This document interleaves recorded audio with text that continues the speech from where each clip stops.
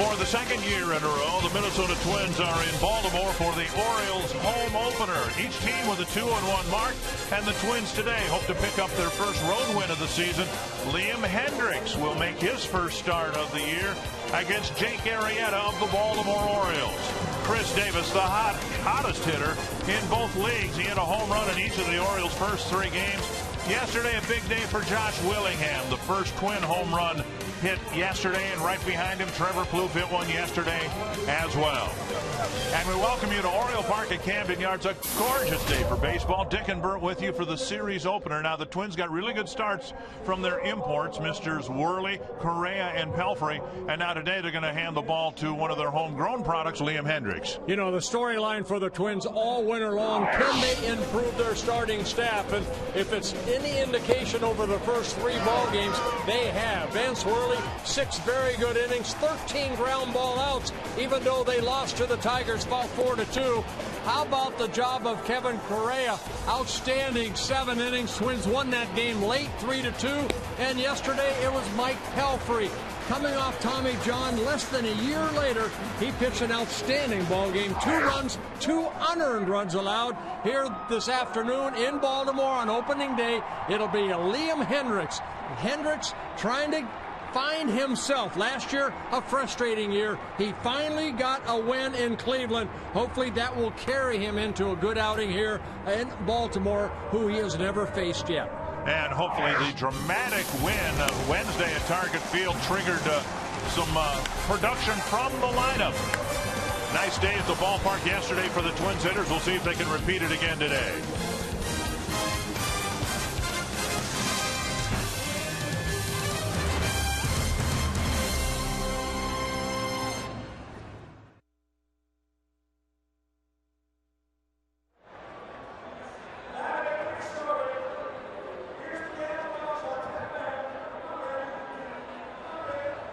You got me? Hello, hello, hello. Testes, testes, 1, 2.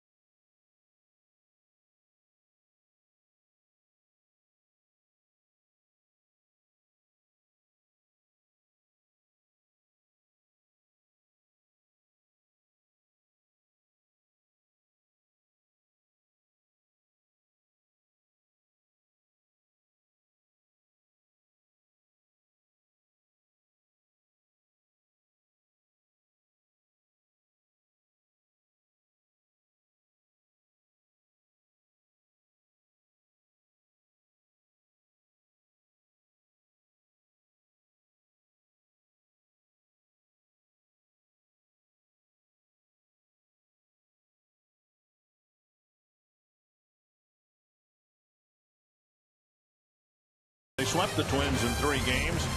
Just about carbon copy in terms of what I remember from that day weather-wise. Just a gorgeous day here, not a cloud in the sky.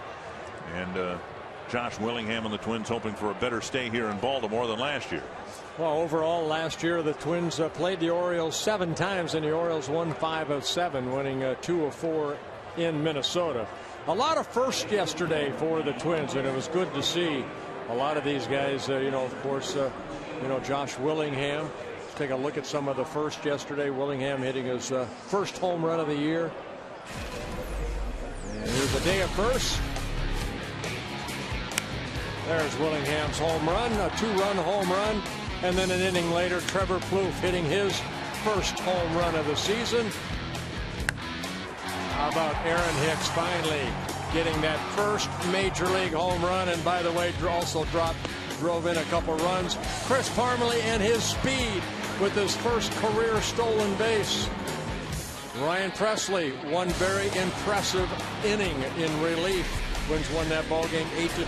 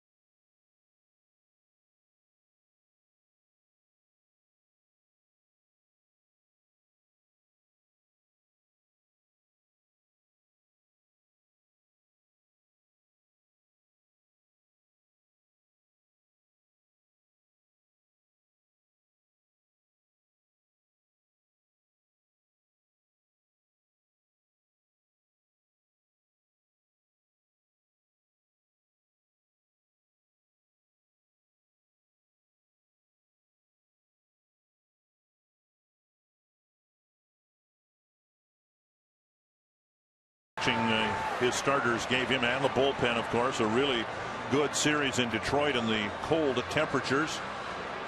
And here's Ron Gardenhire's batting order for the first road game of the season. Aaron Hicks in the leadoff spot, 1 for 12 on the season. Joe Mauer doing the designated hitting this afternoon. Then Josh Willingham, Justin Morneau, Ryan Doumit, Trevor Plouffe, Chris Parmelee, Brian Dozier, and Eduardo Escobar getting the start at short. We saw him finish 2 games over there. He's in the starting lineup in place of Pedro Florimon against a guy whom the Twins saw in the home opener and season opener for the Orioles last year. And he pitched 7 shutout innings. Jake Heredia making his 3rd straight home opener for the Baltimore Orioles. He's making his 59th major league start. He had a frustrating year last year. Started off strong, and then his mechanics really went south. And one thing that they've really worked on him is on Heredia is to stay taller. He was kind of getting to that balance point and then dipping down and kind of losing the velocity and where that fastball was straightening out. So what they tried to do, Rick Adair, the pitching coach, is have him stay taller all the way through his delivery and then create that good downward plane. Let's check out the Orioles in the field. Nate McLouth in left field, Adam Jones in center, Nick Markakis in right, Manny Machado, J.J. Hardy, Ryan Flaherty, Chris Davis, the infielders, leaders behind the plate. Sometimes as a pitcher you get into bad habits, and sometimes you lead with your elbow rather than being able to get over the baseball, and that's one thing Heredia had problems with last year. He had surgery back in 2011 August. He had right elbow surgery, but it wasn't a physical problem last year. It was more of a delivery problem that caused him to have that season where he was 3-9 with a very high earned run average.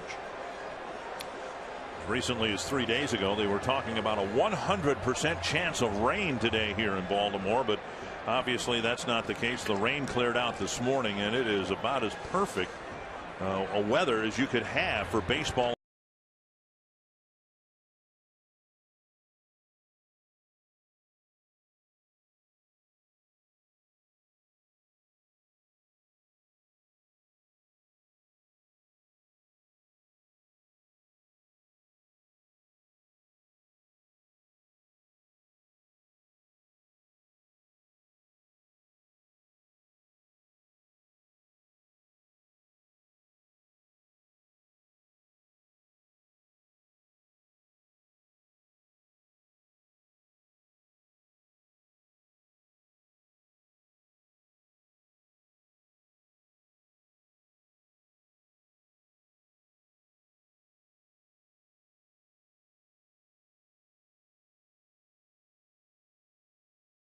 AA.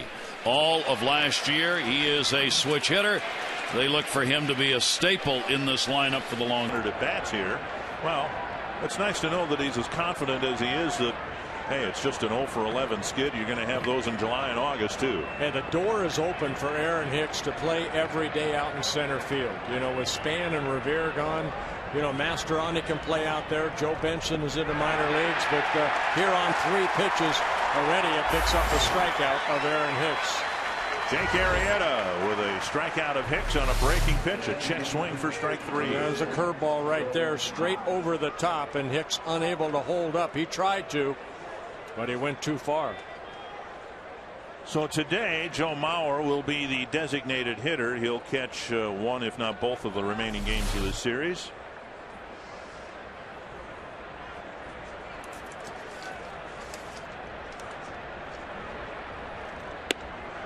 First pitch strike, nothing but strikes for Jake Arrieta. Arrieta, 27 years old, in his 4th season with the Orioles. As I mentioned, his 59th major league start, has 19 major league wins. Swing and a miss, 0-2.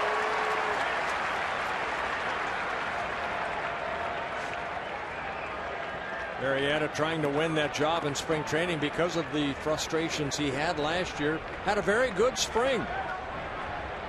4 starts, 1-0 record with a 1.56 ERA, and that put him into the rotation.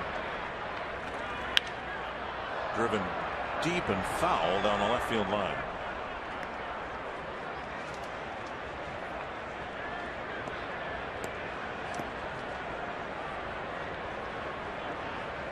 The Twins, of course, coming out of spring training with just 2 catchers.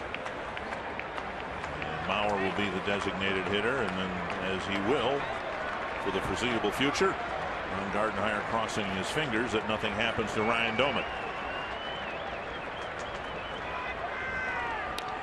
Mauer got a piece to stay alive. Arrieta throwing nothing but strikes. We saw the curveball, fastball. One thing that they tried to really get him to do is, I mentioned the downward plane, but control the fastball down, get ahead with the fastball, then sets up the other pitches that he has. And he does have a curveball. He has a hard slider and a changeup.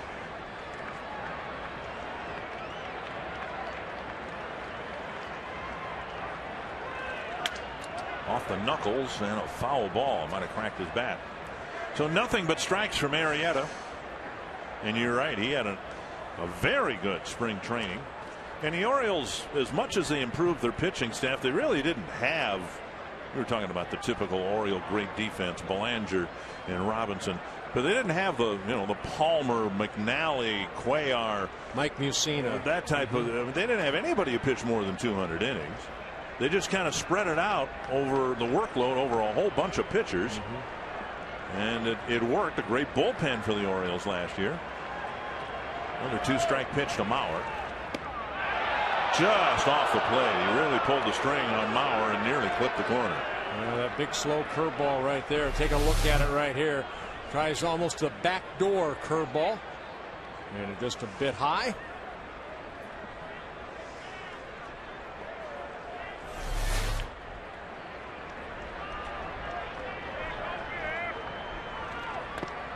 Piece again. Well, we're kind of remembering the Justin Morneau at bat yesterday at this point, with Morneau falling behind quickly 0-2. He ended up working out an 11-pitch walk, which kind of triggered a big inning for the Twins. We'll see where this at bat leads Mauer. Yeah, set up that 5-run bottom of the 8th inning and push that lead to 8-2, the final score. Mauer about halfway through an 11-pitch at bat here. And another foul. It's just a walk, but in a way, having a long battle like that, and you end up with a walk, that's as good an indication as any that a batter is really seeing the ball well, I would think. Well, Justin had complained a little bit about the 3 o'clock start where he couldn't pick up the ball. So, the sun was out just like today, and that was a good at-bat. Hitters don't like it when the pitcher's in the shade or they're in the shade. Hard to pick up the rotation. Not here in Baltimore. A sunny afternoon day. 9 pitches in this at bat, and now it's 2-2. So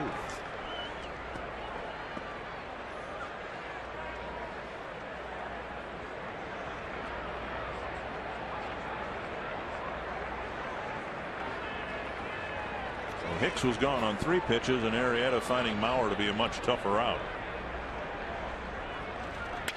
And a drive to left center field, and a sliding catch in left by McLeod. So Mauer's at bat ends with McLeod getting some grass stains for out number 2. He got a very good jump. Former Gold Glove winner when he was with the Pittsburgh Pirates comes rushing in. That's when he was a center fielder, but here in left. And there are 2 down. The Orioles defense has not let them down early on this season. Real fine plays made against the Rays, and a good one in left field right there against Mauer. Here is Willingham, and a swing and a miss, making the start in left field. He's had some at-bats against Jake Arrieta, going 1 for 6 for Willingham. Arrieta with a chance to have that very important 1-2-3 inning to start the ball game out. Willingham, a home run, 2 RBIs. He went 2 for 10 against the Tigers in the opening series. Minnesota took 2 out of 3 against them. That'll catch the outside corner. You're going to see a lot of shifts on left-handed batters where the second baseman or third baseman end up in right field. Well, here's a shift with Willingham being a big power pole guy. See J.J. Hardy slid way over in that 5-6 hole. And Ryan Flaherty on the shortstop side of second base. 0-2 delivery away. We were talking about it in Tampa Bay. Joe Madden's ball club, the #1 team in shifts. Not many people realizing the #2 team is the Orioles. The Orioles. And the interesting thing, for ground balls, they're playing them to pull, but Adam Jones a couple of steps into right center. And the pitch is called. Strike 3. Arrieta with a great start. A couple of strikeouts, retires the side in order. The Orioles line up opening day when we come back.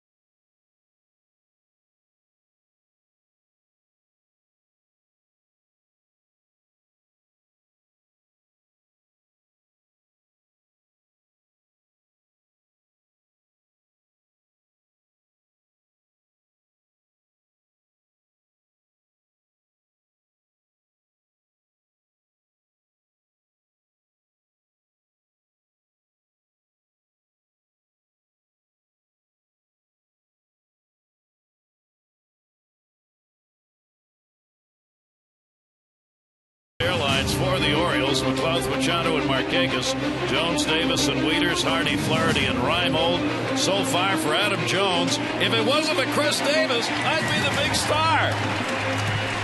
Great start. So let's take a little look at Liam Hendriks. Well, keep it going. Again, as Gary told you, they didn't do a whole lot of things well last year. The starting pitching was the worst in the Liam Hendriks. Let me correct that. But starting pitching, only one team worse. That's the Rockies. Another chance. So he gets another chance, even though he was 1-8. And again, he doesn't have a wow factor, so he has to use all his pitches. And sometimes, if you really don't have an out pitch, you might have to use your breaking ball early in the count, or if you get behind. So it's not just about establishing your fastball for Mr. Hendriks. In all honesty, if you just look this, I think as an independent fan, here's McLeod who'll go after the first pitch and grounds it to second base. Dosha's got it.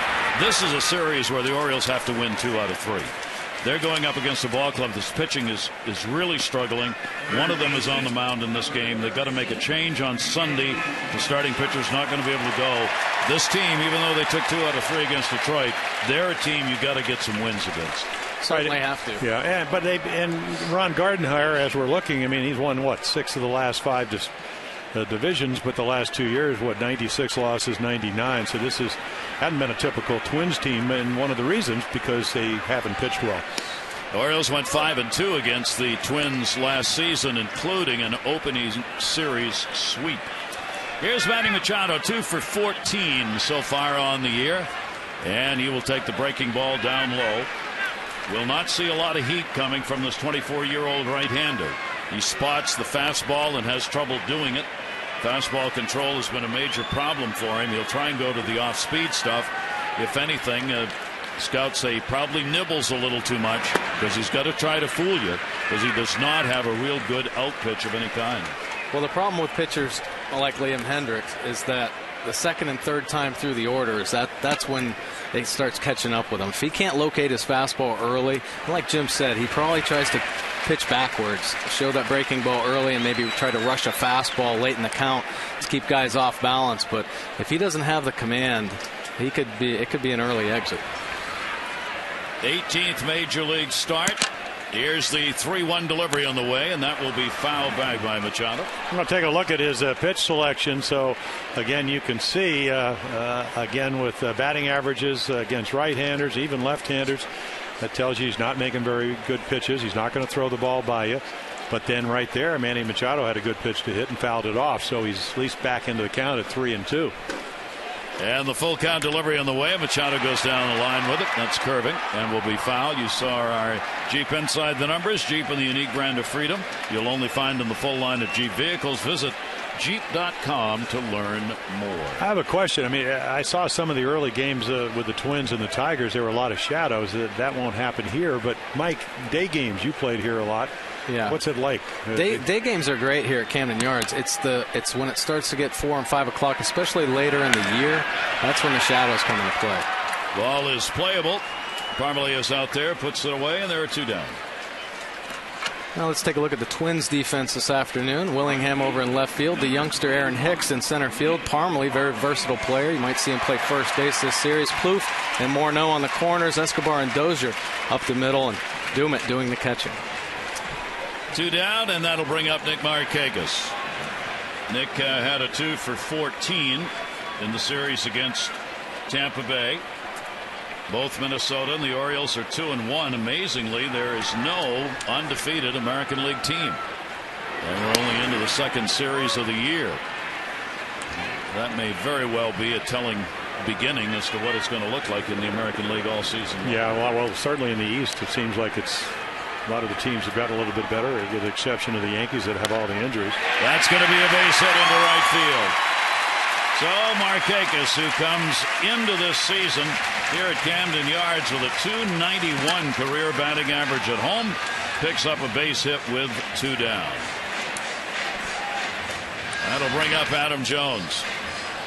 This is where the Orioles wreaked havoc on Tampa Bay pitching. 14 of the 20 runs they scored in Tampa Bay came with 2 outs. And Adam Jones was a part of that, either getting on with 2 down or getting the RBIs with 2 down. He will come in having gone 7 for 14 with 2 RBIs in that series. And Adam, here in his home ballpark, like Markakis, is a .291 lifetime hitter.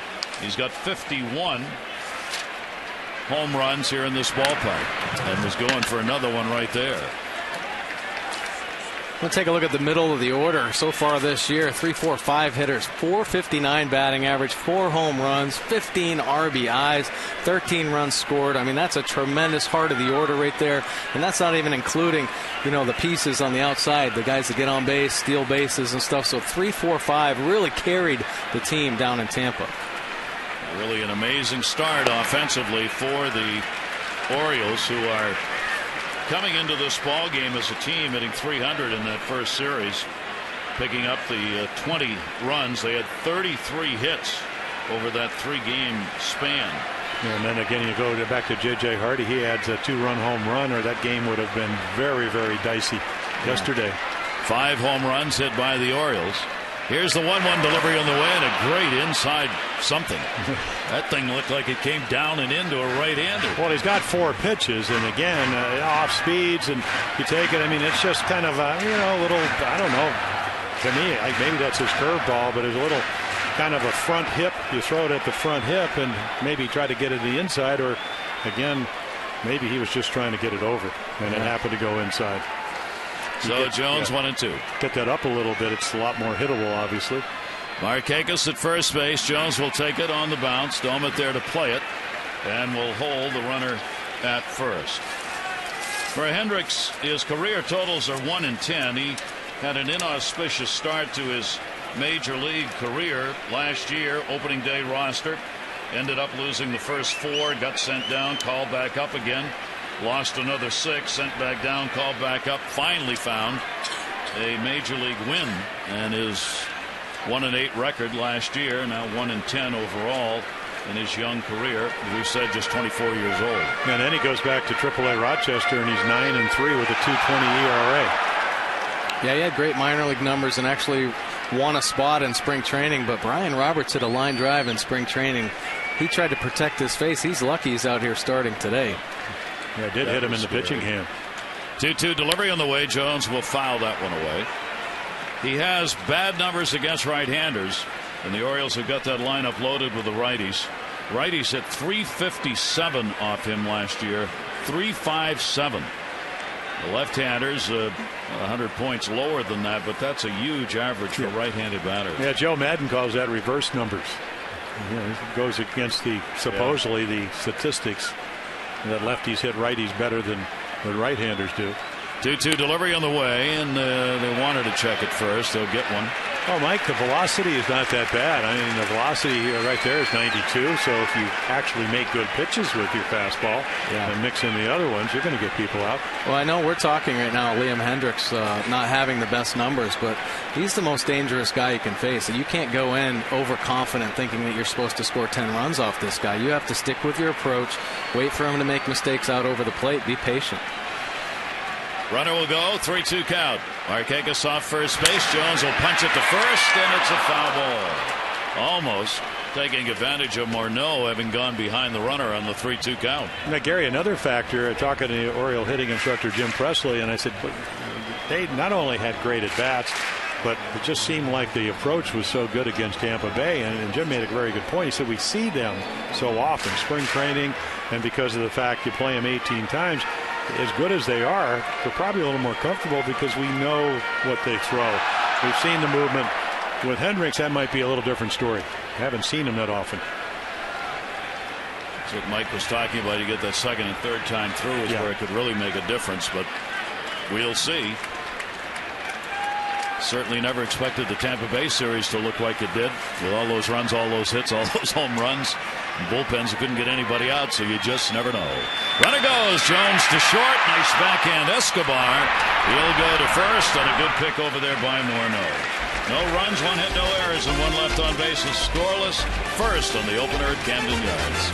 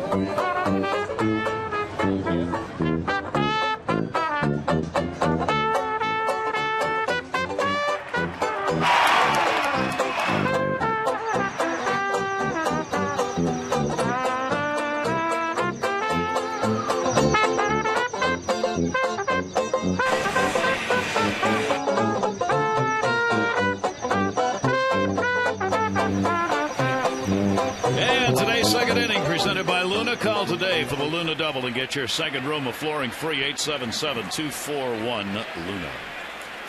Here is Justin Morneau. And he'll go after the first pitch. Shattered bat. McClough coming in with time. One pitch and an out here in the second inning. Well, a whole lot nicer here than one of the opening days back in 2003. It was March 31st. Opening day at Camden Yards against the Cleveland Indians. The snow came down. Mr. Gibbons in right field had a fly ball. They couldn't tell that from the snowflakes. It fell in. They had a delay after that of some 13 minutes. The snow let up a little bit. The Orioles came back, recovered. They won it in 13 against the Indians back in 2003 on a snowy day in Baltimore. Not so today. 65 and beautiful. Here's Ryan Doma, the switch hitting catcher. A couple of hits and 13 at bats. He'll be DHing when Mauer's not a good part of this season. And that's in there for a strike. 1-1. I think you're going to see a lot of mixing and matching from Ron Gardenhire this year to keep guys fresh. Mauer probably DH a lot, play first base. Same with Morneau. A lot of switching and rotating those players around.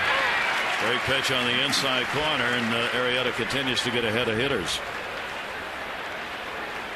Well, this guy can swing the bat. 18 home runs last year, and of course he didn't hit them all at target field, but that is not a hitter's paradise. Boy, if you're going to want to come back as a pitcher, it's going to be target field. You got to hit it to get it out of there. 1-2 delivery against the shift. He's got a base hit. It's going to roll into the corner. Markakis unable to cut it off. He's got to play it off the wall. So Domet will go in with a double with one away here in the second inning. And there's the first hit of the ball game for the Twins. Not too late to upgrade your summer with the Orioles partial season plan. Enjoy exclusive orange carpet benefits, substantial savings over the cost of single game tickets, tons of insider access, VIP extras, and more. Plans available for as few as 12 with pricing set for any budget. Details 888-848-BIRD or go to Orioles.com. So the first hit off Arrieta puts a runner in scoring position. Trevor Plouffe, their third baseman, will stand in. First series, Twins were 6 for 26 with runners in scoring position. Early on, that ranks 8th in the American League. And here's their first chance today. Yeah, you look at Trevor's numbers. They had Willingham hit 11 home runs in July. He hit 11 home runs in June. Drove in 21 runs, but only 206 runners in scoring position. So a young hitter. Is there a key? Other than getting hits and running. Well, for him, he got off to a great start last year, and then he injured his thumb. So he was battling a thumb injury for the second half of the season. So a lot of his numbers and production went down. So they're looking this year for hopefully a healthy player and more production. Arrieta getting the call on the outside corner, much to the dismay of Trevor Plouffe. That'll be big. Chris Guccione, who's got the plate in the ball game. If the pitchers can get those calls for strikes, it'll make their day a lot easier. They're good pitches. Just a question of whether you get them or not. 1 ball, 2 strike count. Plouffe almost got him, but did get him. Caught him on the hand as he tried to turn away. Yeah, well, you're going to have a short career. If that ball's not that far inside, so he's just trying to protect, and he just gets plunked. And that's going to hurt in the hands. I mean, look at that ball. It's just on the inside corner. It gets him on where the arm, so he's lucky there. Yeah, that right wrist, though. I'm going to have to take a look at that. It's really not what you want to do if you're Jake Arrieta, but again, you have to be able to pitch to both sides of the plate. Usually that type of pitch doesn't hit somebody. Right. It did. He was ahead, 1 ball, 2 strikes. Just tried to rush that in, get him off the plate, maybe set up something off speed or open that outside corner up. Arrieta hit 5 last year. Plunks 1 here.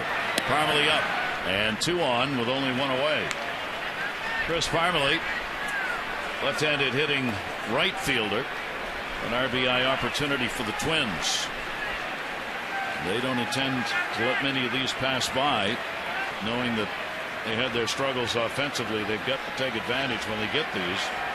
Parmalee was 1 for 10 in the series against the Tigers. That'll be inside 2-0. Well, this is when you just have to slow the game down. We talk about how sometimes, I guess, hitting with runners in scoring position, you're probably maybe trying to do too much. Pitching's the same way. Make your pitches. Again, what are you going to throw and where do you want to throw it? And Matt Wieters will certainly help you in that category. That will catch the inside corner for a strike.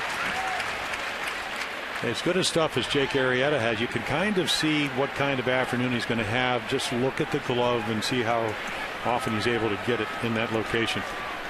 I mean, that ball was probably, what, 2 feet inside the other side of the plate. So just watch Wieters, see where he goes, and see if he's able to get it there.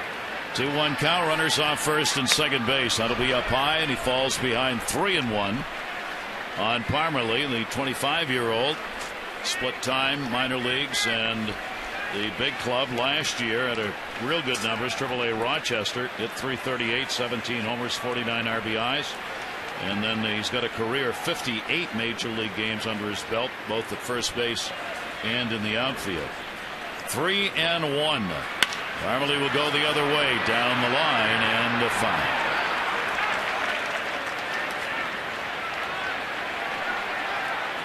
Take a look at again the usage, 61%, not bad. He really mixes up his pitches.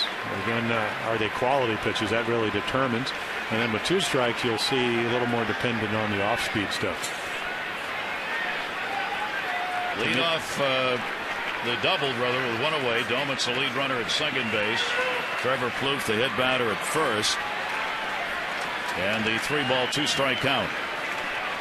Runners not going here, and a ground ball towards the middle. Could be 2. Flaherty, Hardy, relay. Good!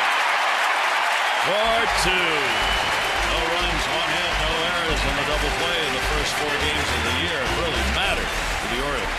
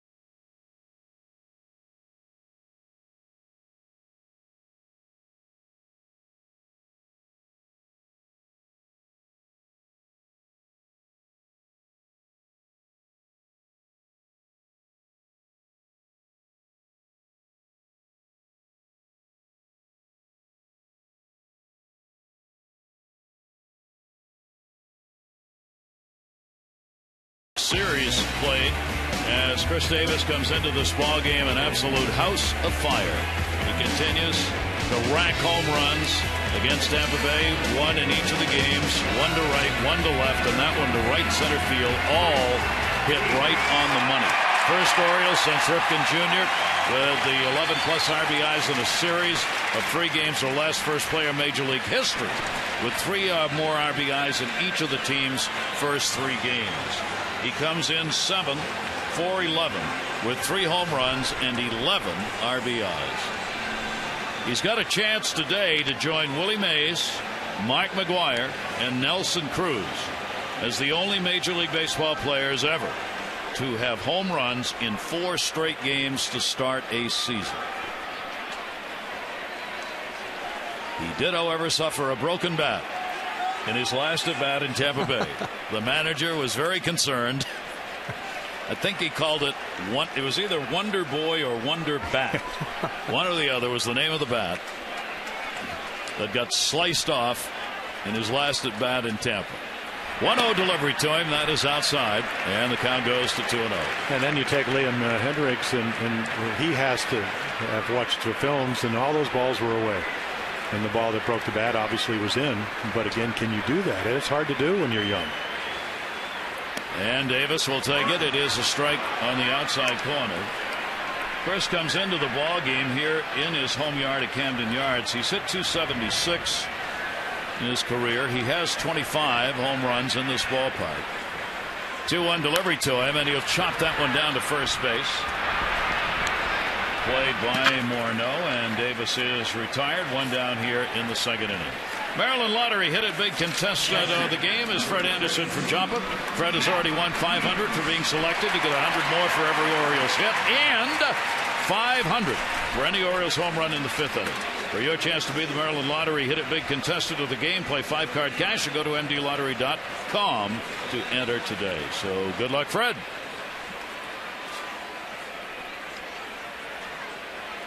Here's Matt Wieters. Wieters with a 4 for 10, a homer, and 3 RBIs in the opening series. J.J. Hardy waiting on deck. Pretty good start to his season with that changeup for a 2-run home run off of David Price to start the offense for the O's. Matt Wieters had a great spring. He really did. He was locked all spring, and he just took it right into the season. Here's the 1-1 delivery to him off the fist. Dozier deep, makes a nice play to get the out. You ever play a lot of, Mike, you ever play a lot of second base? I played some second base for sure. Dozier, nice play right there. He was a shortstop, played shortstop last year. Yeah, made 15 errors, and they move him to second, and apparently he's a lot more comfortable. I think so. You know, I think as a young player that starts out playing shortstop, it's ends up becoming a max effort position, you know, not knowing the speed of the runners and understanding the hitters. So Gardenhire makes the decision to move him over to second base where he's much more comfortable. I think the only challenge there is at third base, as though he might bunt. Now he backs up. I'm not sure what that was all about. Hardy with a 2 for 13, a homer, 2 RBIs, and the opener goes to right. Parmalee's there, and he's got it. And a good inning. Hendricks retires the side in order. We've completed 2 here at Camden Yards. Great to have you with us for opening day. Twins, Orioles, no score.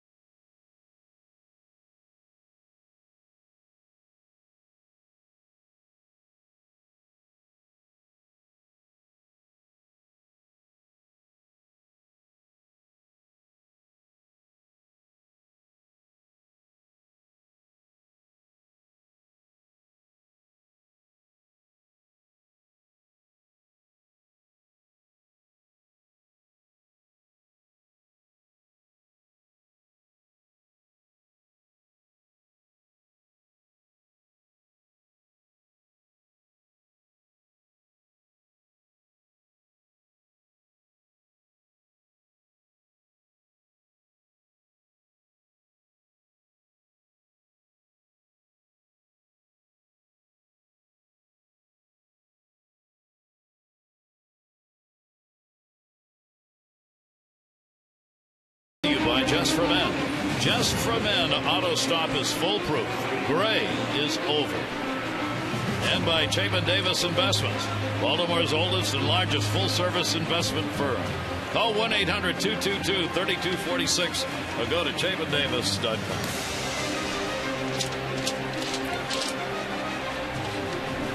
Mike and I need to do a Just for Men commercial. Gray is gone. And so's the hair. I need more than Just for Men, that's for sure.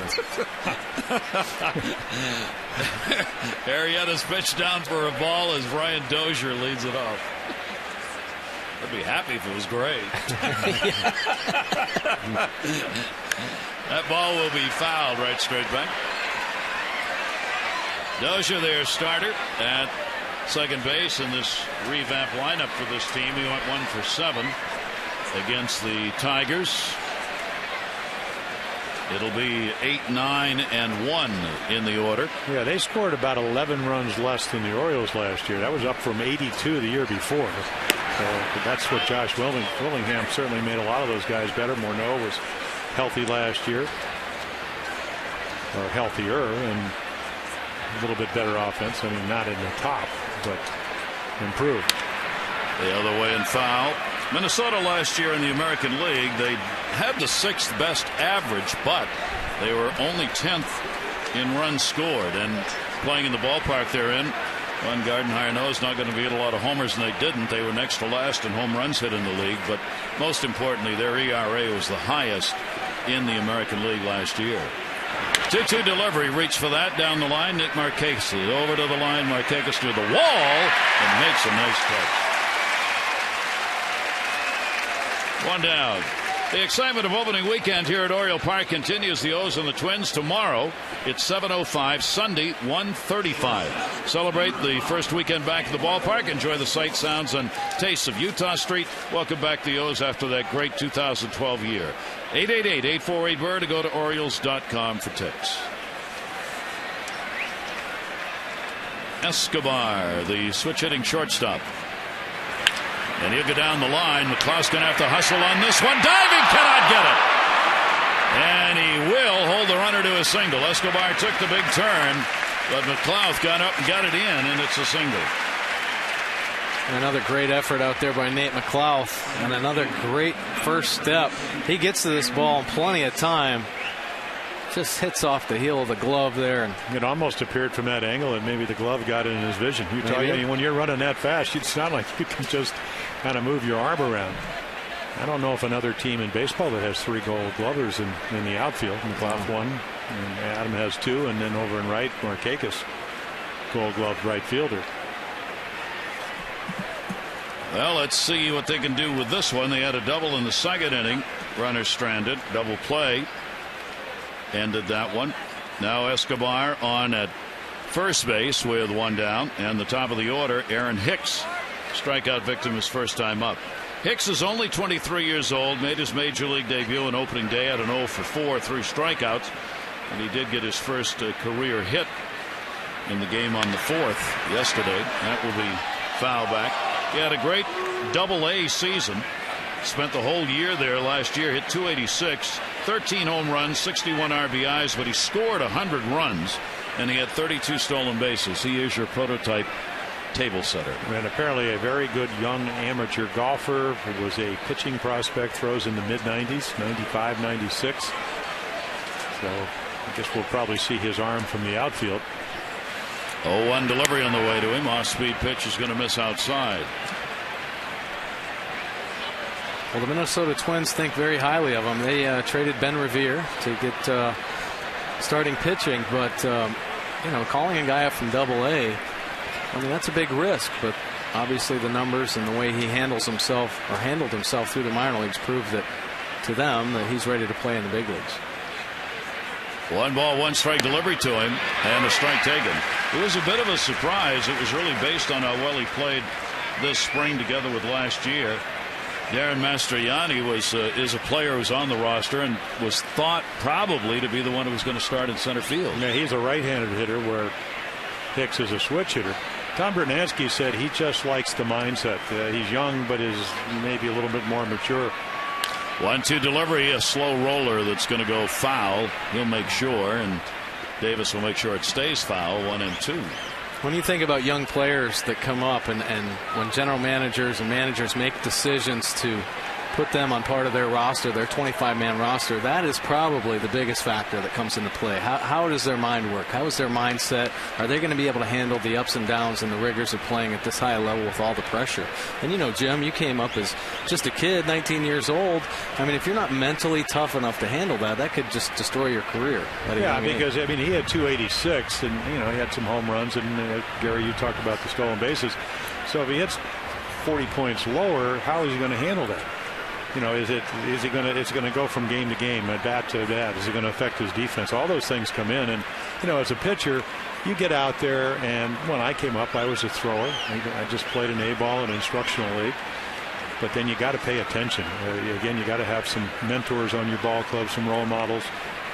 And then you just try to pay attention and get better every day you're in the big leagues and hope you can stay a while. Now the beauty of the Orioles right now with youngster Manny Machado at third base. Down to first. Davis has got it. That's going to be one. Relay back is not in time. Good coverage by Arrieta there. That was Chris Davis continuing to make strides there at first base. Steps up, creates that lane. Nice turn by Chris Davis. Take a look at it right here. He bounces off, tries to fill up that hole, steps up, 1 or 2 steps up to create a lane for J.J. Hardy to see. Nice throw. You see J.J. with that athletic ability, stepping across the base with a quick turn. Jake, nice cover. Making sure of getting the lead runner. Now there are 2 down, and that will bring up Mauer. Mauer got robbed of a base hit by McLouth in the first inning on a fine catch in left field. Hicks now the runner at first base with that real good speed. And the pitch will be taken for a strike. Wieters has thrown out 1 of 2, only a couple of chances, 39% last year in throwing out base stealers. Davis holding, as he's going to do, at least for the time being, off the bag. Both right and left-handed pitchers. He'll be right there. And he's got a big lead, a significant lead. He kind of took a jump start trying to get a read on it on that last pitch delivered by Arrieta. Well, the important thing for Jake is, yes, this guy can steal bases, but you don't want to turn Joe Mauer, as good as he is, into a home run hitter. And what happens is, if you get behind and then you have to come to the middle of the plate, all of a sudden with 2 outs, we're talking a multiple run inning, and you want to stay away from that. Runner not going. That's going to go the other way, and that also will be a foul ball. We'll take a look. Again, the batting average is 2011 injuries. That's where he had the physical injury where nobody really could determine the weakness of the legs, and then he got healthy last year, and he's won a couple of batting titles. This guy could just flat out hit. He doesn't overswing. He also picked up that career high in walks Mike was talking about earlier. He had 90 walks, 545 at bats, picked up 85 RBIs, and he played in 147 games last year. 0-2 the count. There are 2 down. Runner not going. Almost got away. Wieters, a fine rebound. You know, Matt Wieters gets a Gold Glove for making those picks at the plate, but this is an amazing play. Look at this extension. I mean, how do you prepare yourself for that? That's just great athletic ability. Shows why he's so deserving of the multiple Gold Gloves. See where he sets up now. You know, he was set up very high on that last pitch. And he's a high guy. Yeah. I mean, he's a 6'5". See if he goes back down again. Here's the 1-2. The runner does go. Swung on and chopped to second base. Play's got to come to first. Flaherty will get it there in time for the out. No runs, 1 hit, no errors, and 1 left on base. Pitcher's in charge early on in a scoreless ball game.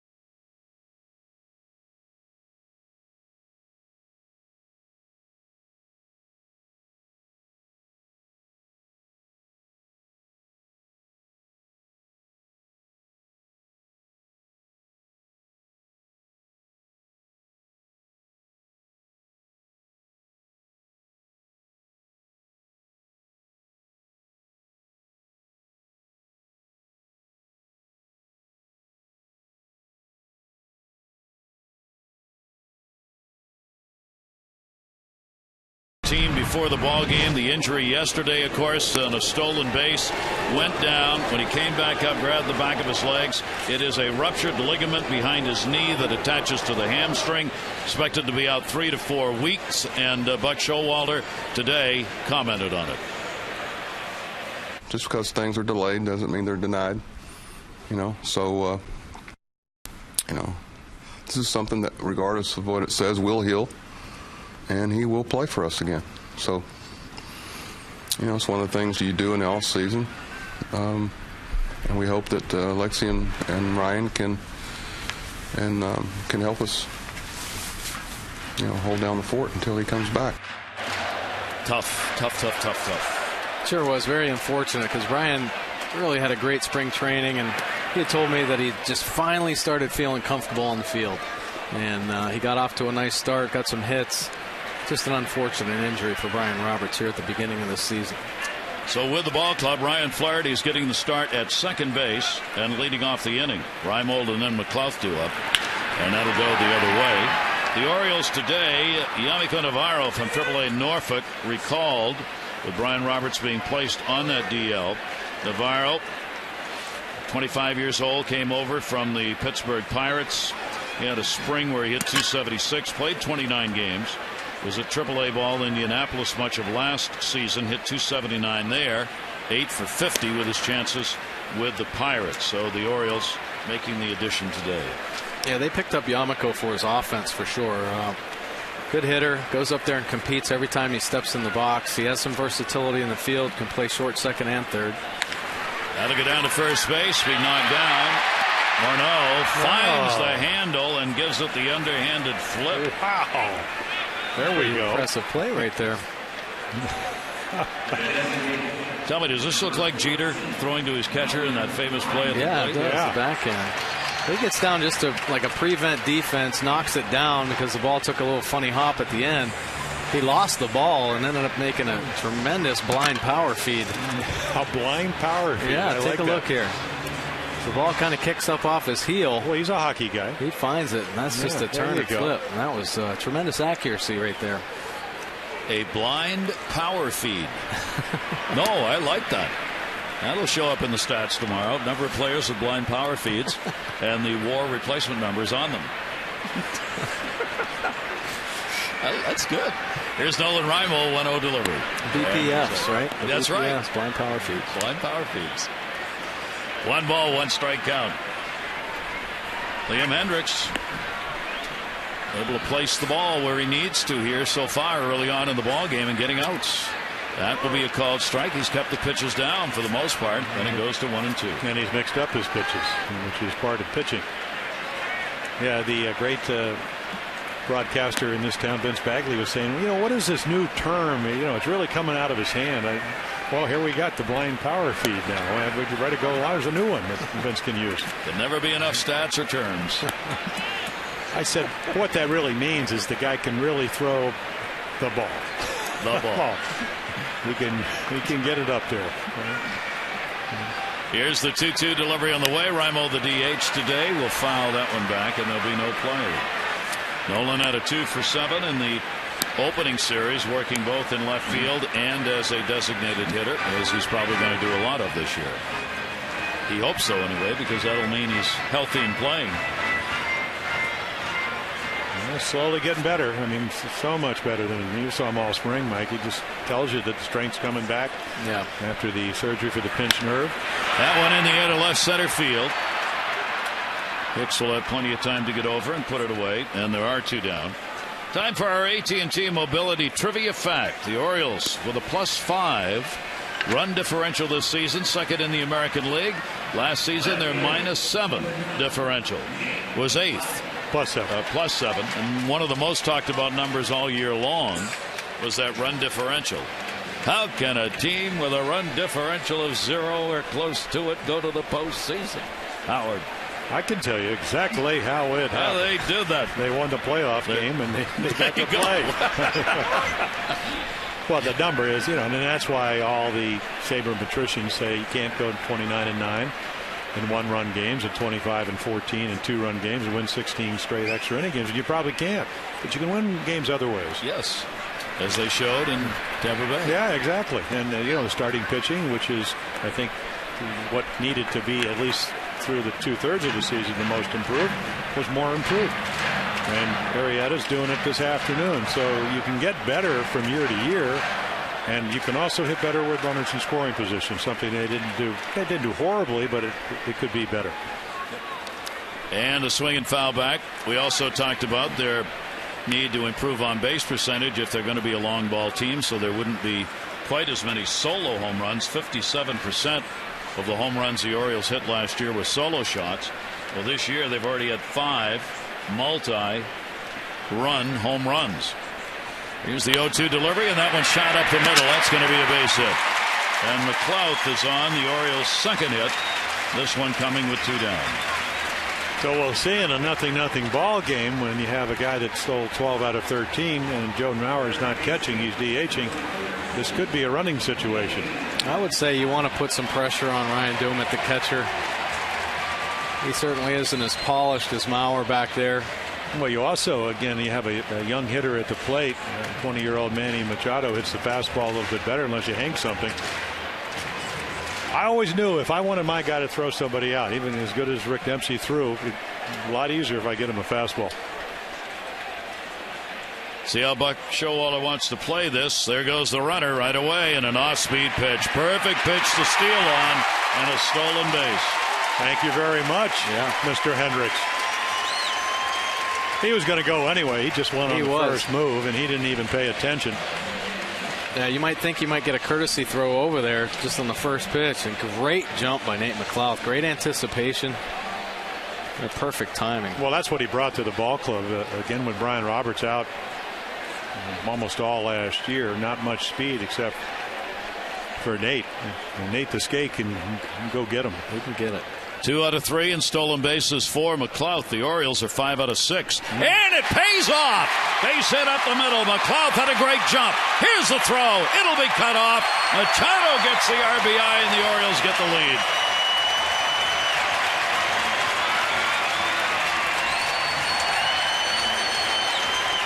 Well, what's nice to see is that it's not a 2 or 3 run home run, a little manufactured run here. And Hendricks has pitched well, so again, a little loopy single, stolen base, fastball hitter. And what did he do all spring, Mike? Hit the ball back up the middle. That's so beautiful. I mean, Manny Machado, for a young hitter, not trying to do too much with a runner in scoring position. Take it right back through the box. Great swing by Manny, great base running by Nate McLouth. First RBI of the season. The Orioles continue to score. Now 15 of 21 runs have come with 2 down in the 4 games played. And the pitch will be taken for a strike by Nick Markakis, who had an Orioles base hit his first time up. And the ramifications when you can add base on balls and 2 out base hits is pitch count. And it just changes the game. You have a young pitcher. He's given up a run. And Markakis is certainly capable of hitting one out of here. Markakis to second base. 1 hop. Dozier. He'll make the play over to first, retiring the side. The Orioles will run on 2 hits, no errors, and 1 left on base at the end of 3. The O's on top of the Twins.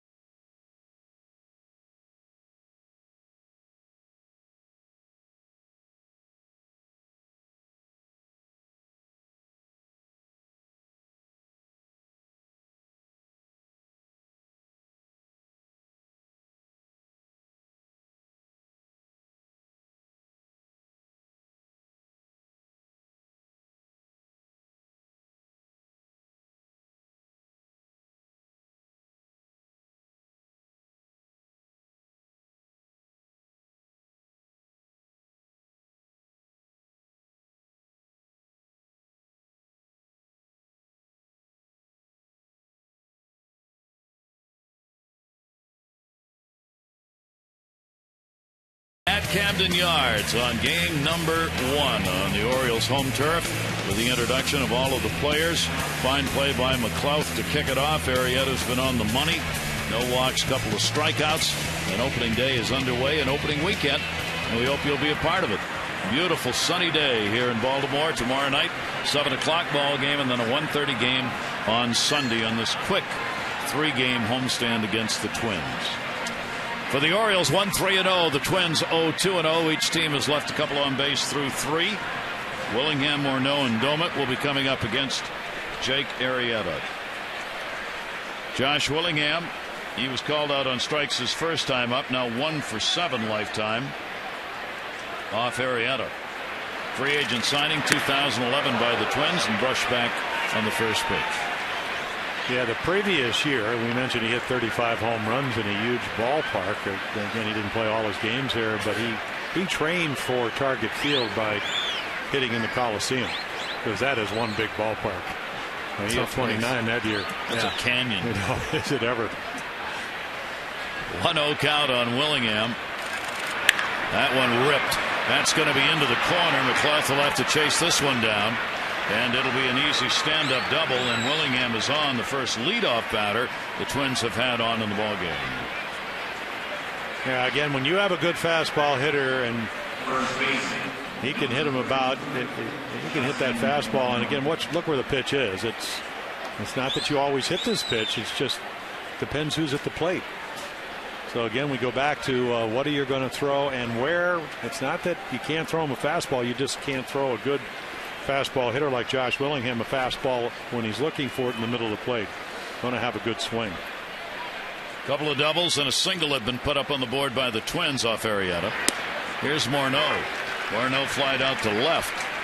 First time up. An amazingly low 196 batting average last year with runners in scoring position for Morneau. That's really kind of inexplicable that it would be that low.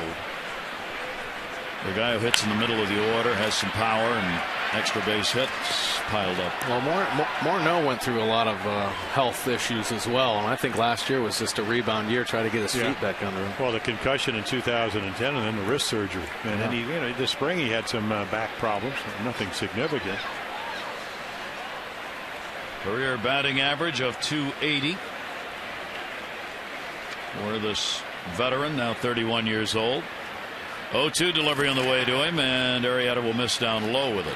It's a big year for him in a sense because he is 30. His contract is going to expire unless they extend it. And as you mentioned, Mike, they do have Parmalee who can play first base, and they have some options, I suppose. 1 ball, 2 strike count. Infield shift playing him to pull. 1-2 delivery, runner off second. The slider's going to miss. And the count goes to 2 balls and 2 strikes. Arrieta working to protect a 1-0 lead here in the 4th inning of this ball game. Yeah, Jake would love to get a strikeout and not let the runner advance. Of course, the longer you go into the count, harder to do that. 2-2 delivery. One of the problems, big problems for Arrieta last year is that with runners in scoring position, opponents hit .319 against him. That is a very high number. Yep. Again, you can see the difference in the numbers. It was one of those years at 3-9 you just can't explain.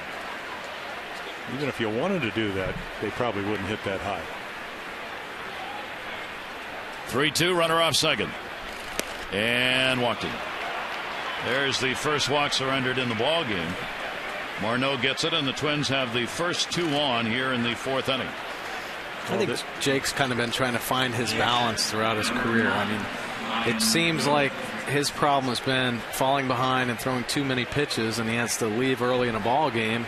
So when he tries to make those adjustments, he ends up leaving pitches over the heart of the plate with runners in scoring position. So you see that number kind of on the rise. So still trying to find himself and how he's going to make those effective pitches to get out of those innings. Now, you ask him what his best pitch is, and he'll say his fastball, and then again, he doesn't always use it as well as you probably can, or he could.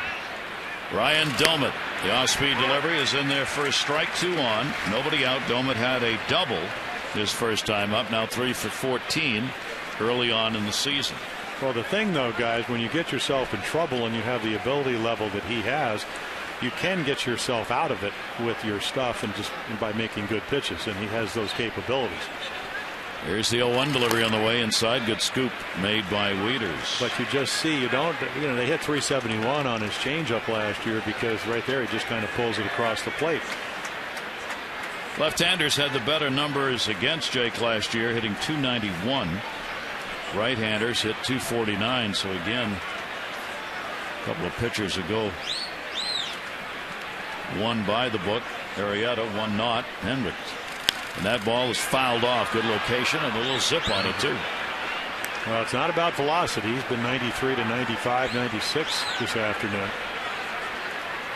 It's that location. If he can hit that spot again, that's a pretty darn good pitch. Well, Rick Adair, the Oriole pitching coach, said if you were a starting pitcher and they gave you 9 low and away fastballs per game, would you be happy? There's another stop by Wieters. And maybe overthrew that fastball. And I said, Rick, 9 low and away fastballs? He said, yeah, that's what I try to tell my pitchers. If you can throw the ball knee high on the outside part of the plate, you're going to be a pretty good starting pitcher. And it doesn't have to be every time. It just has to be maybe sometimes 9 times a game. This would be one right here. Make a pitch. It's what pitching's about. Willingham off second, Morneau off first. Delmott with a 2-2 and a good pitch that got him. And he made a pitch. Didn't get it low and away, but again, the arm speed when you throw 96, 86, and you know as well as anybody, Mike. Watch him pull the shade on this one. That's a great changeup. Best changeup of the day right there from Jake Arrieta, and you see that late drop at the end. Wow. That used to be one of the rules in the bullpen for Atlanta when it was Glavine and Smoltz, and they couldn't leave their bullpen work on their off days throwing on the side unless they threw 9 consecutive pitches on the outside corner at the knees. And they would stay until they got 9 in a row, which oftentimes was way over the number they were supposed to throw, but they did it.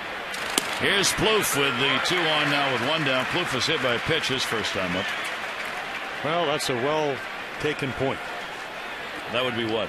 That if you don't practice what you're trying to do, you're not going to be able to do it. I learned that Cal Ripken Sr. when I was 18 in A-ball. It's not about practice, it's perfect practice.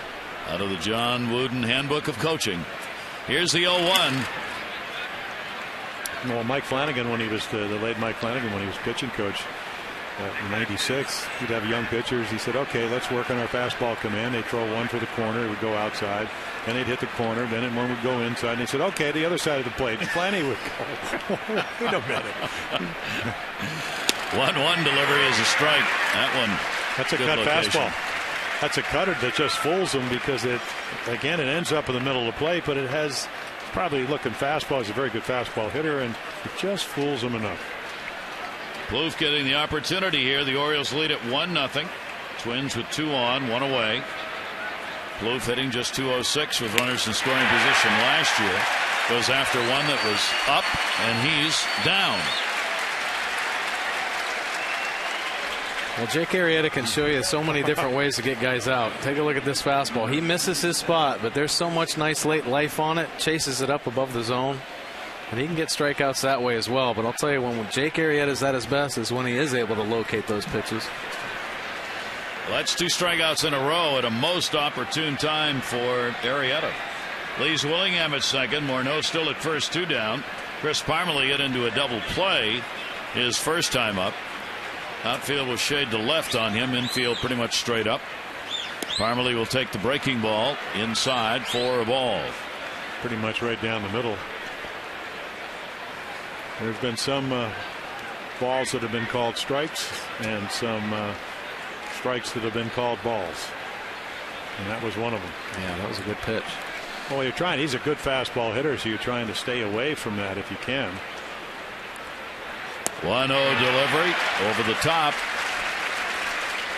Another great changeup. Parmalee with a 1-ball, 1-strike count. Arrieta trying to work out of the first big jam that he's been in. There, the pitch is thrown, 20 in the inning.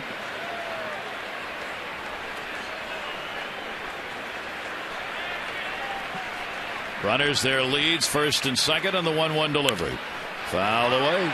Arrieta's ahead of him, 1-2.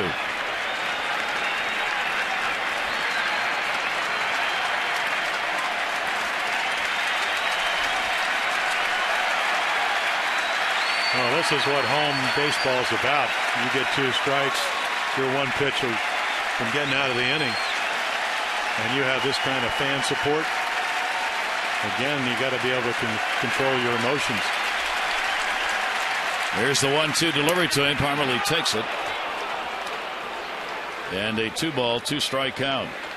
We'll be right back with you tomorrow night. Game 2 of this set. Chris Tillman expected to be activated tomorrow. Will go against Vance Worley, who had a good outing, even though he lost a game against the Tigers. Then Jason Hamill, Sunday afternoon, 1:30. Cole DeVries was supposed to start for the Twins, but apparently is not going to be their starting pitcher Sunday. They'll have a call-up. 2-2, up high, 3-2.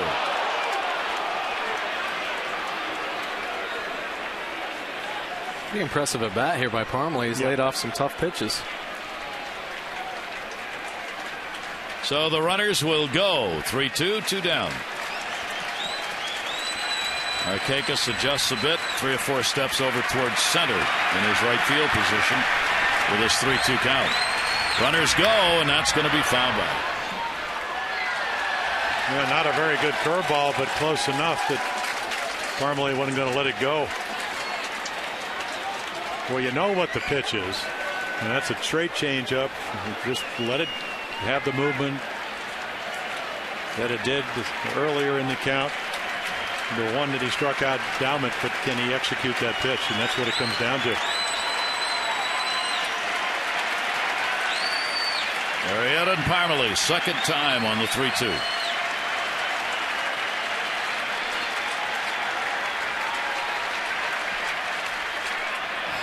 And a backdoor chance. Had Davis move in behind the runner at first base, Morneau. Try and catch him maybe with the early jump and leaning. That's a great play right there by the Orioles defense. Nice call by Buck Showalter. Matt Wieters may have seen something behind the plate and relayed the sign. Obviously on to Jake Arrieta, the pitcher, but somebody had to relay the sign to Chris Davis. Nice aggressive defensive play.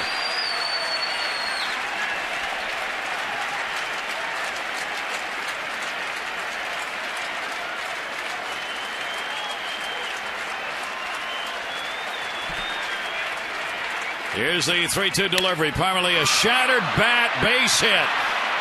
Coming home to score is Willingham. Morneau will go to third. The barrel of the bat went almost as far as the ball did. The barrel's out behind the mound, and the ball was just beyond second. And 2-out RBI has tied this game up. Yeah, he just fights off a cut fastball, and again, I wanted to stay away from the fastball. Not a bad pitch at all, just a bad result. And he just kind of stays inside of it, and the bat will explode right on the label. So Parmalee picks up the RBI, and the Twins come right back to get the ball game tied up. Morneau moves over to third base. Runners on at first and third now. Second RBI of the season for Parmalee. And here's Dozier. Brian Dozier flied out to right field his first time up. Arrieta's pitch hit in the air to right field, playing shallow. Markakis, that ball's deep. Markakis cannot get it. That will score Morneau. That will score Parmalee on his way to third. There'll be no play on him. A triple, good for 2 RBIs for Brian Dozier, and the Twins have a 3-1 lead.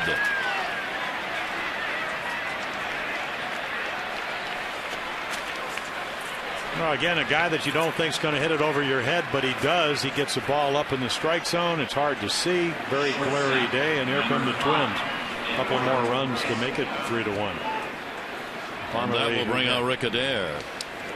Well, again, Mike, you hit it on the head in the sense where he's just got into a rhythm of making bad pitches. I mean, that ball was up at, the first couple of innings, down and away, and then all of a sudden you can see almost balls and strikes even. Right. Well, he had a great battle going with Parmalee, and you could see the frustration. He made a great pitch. Parmalee ended up fighting it off, and sometimes that happens in baseball. Pitcher executes properly, but some way the hitter fights it off and finds a hole, and Parmalee did that, and maybe just a little bit of focus lost. Tried to get ahead of Dozier, and Dozier just jumped all over that first pitch. Dozier getting his first triple of the year and only the second of his major league career. The Twins' first three-bagger this season, good for 2 runs, so a big inning. After it looked like Arrieta was going to work his way through it, first 2 got on. He struck out Doman and Plouffe. Then the single by Parmalee and the triple by Dozier. Here's Escobar and the breaking ball inside. Machado's going to play even with the bag at third against the number 9 hitter Escobar, who singled his first time up. He's got good speed, and even with 2 away, not going to give him the chance to lay a bunt down there, and he'll foul it back. Want Orioles news and exclusive content delivered direct to your mobile phone? Just text Orioles 29292 for mass and game alerts and behind the scenes content. Well, Escobar got the big hit against Phil Koch in the Tigers, the game winner walk off in Minnesota, hitting from the other side of the plate. But see, you can just see the command again, the glove.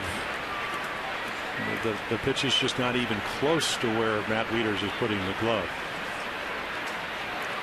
Down goes to 2-1. Runner at third, 2 down. Escobar had that walk-off 2-run double in the 9th inning against the Tigers. He hadn't even started the game. He came on as a defensive replacement in the ball game.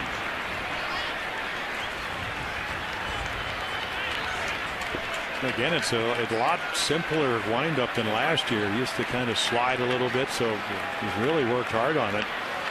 First in their squad game, I said, boy, what a difference. But again, at the end of the day, big leagues, you've got to make good pitches. 2-2 delivery on the way, and a ground ball up the middle, and another base hit. Escobar's 2 for 2. He gets an RBI as Dozier will score. And the Twins doing what the Orioles have done this season, getting big 2-out hits, and they take a 4-1 lead. And what's happening is all these balls are filtering back into the middle of the plate. It wasn't a horrible curveball, but it's in the middle of the plate just up enough where, again, with 2 strikes, you're trying to make contact, Mike, and he ends up finding a hole up the middle. There's T.J. McFarland, who has yet to appear for the Orioles, up in the bullpen. This is going to be the 8th Twin to hit in the inning. The top of the order, and Aaron Hicks. Hicks has struck out, hit into a fielder's choice. And Hicks got jammed and will fight it off. So for the Twins now, 3 for 6 with runners in scoring position, getting most of that done this inning. The Orioles, that RBI by Manny Machado came in that situation. The Orioles trailing at 4-1, and the Twins out hitting the O's 6-3 as a result of this 4th inning. Arrieta with the 0-1, and that'll be launched to center. Jones has got it lined up and will put it away. But a big inning. 4 runs are pushed across. RBIs Parmalee, 2 for Dozier, 1 for Escobar.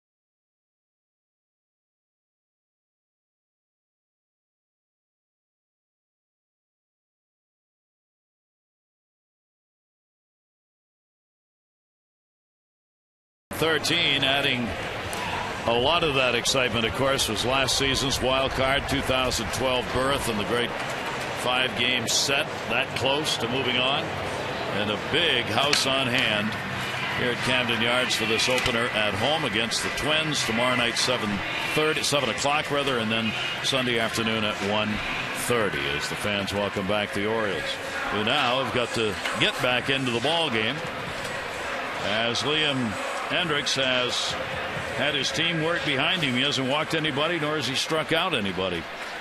Well, you hope the Orioles are able to do what they were able to do the second time through the lineup, make some adjustments. Adam Jones will lead it off. You get about a half an inning, maybe an inning to the shadows come in, and it'll be really tough to see.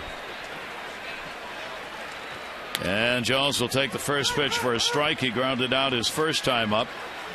It was a long inning for Arrieta. 33 pitches in that fourth inning, giving up 4 runs and 4 hits. He's up to 79 total in the ball game now.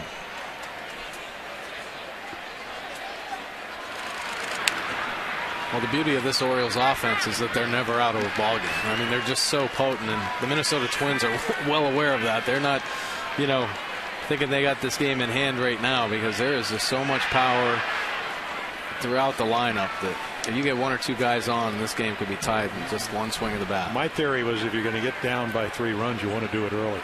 Give them time to come back. You don't want to do it in the 7th or the 8th. Early in the 4th inning, Jones will start it out with a base hit into right field. That's got to be, 4 base hits now we've seen this season to right field by Adam Jones. Yeah, he just fights that one off. But again, for Hendriks, I don't think he wanted to hang that curveball. It just was high enough where, again, you get so much, and Mike, you know about this better than anybody, more leverage if the ball is up. It just gives you more of a chance to get the bat head on the ball. You make those nice pitches down in the zone. It can get off the end of the bat, but if you see it so well up there, especially a breaking ball. So here's Chris Davis. Davis grounded out his first time up. Orioles get their 4th hit, and the pitch will be outside. Davis now 7 for 12 on the year with the 3 home runs. And Gary, another thing, what happens is they have a 3-run lead, and Dozier comes in at second base to get double play position. If you don't get a runner on, he's way back, and it's just harder to pitch with runners on base for those reasons. Everybody can, again, Mike, as an infielder, you come in, want to get in double play position. My theory was, for the left-hand hitter, I don't want my second base. I just want to get one with a 3-run lead. So again, this may play into the Orioles' hands, because normally you'd be back about 5 steps on Chris Davis if you were a second baseman. Davis will take that one the other way, and that's going to fall in for a base hit. Willingham and the Orioles, matching what the Twins did in the last half inning, get the first 2 on here in the 4th inning. Junior Orioles Dugout Club, Birdland's best family value. Kids 14 and under get tickets to 10 games, the exclusive club hat, membership card, backpack, and more. It's only $20. Members even get exclusive giveaway items at the ball games, and family and friends can get tickets starting as low as $6 with a chance to upgrade. To find out more, 888-848-BIRD, or go to Orioles.com/dugout club. And the youngsters enjoying this one on this opening day. So 2 on, the Orioles with 5 hits. Here's Matt Wieters, who grounded out his first time up. Hendriks had a lot of problems last year. Runners in scoring position. Opponents at .349 often in these situations. Wieters waiting on it. That'll be outside. Block made by Dilmott, and a 1-0 count.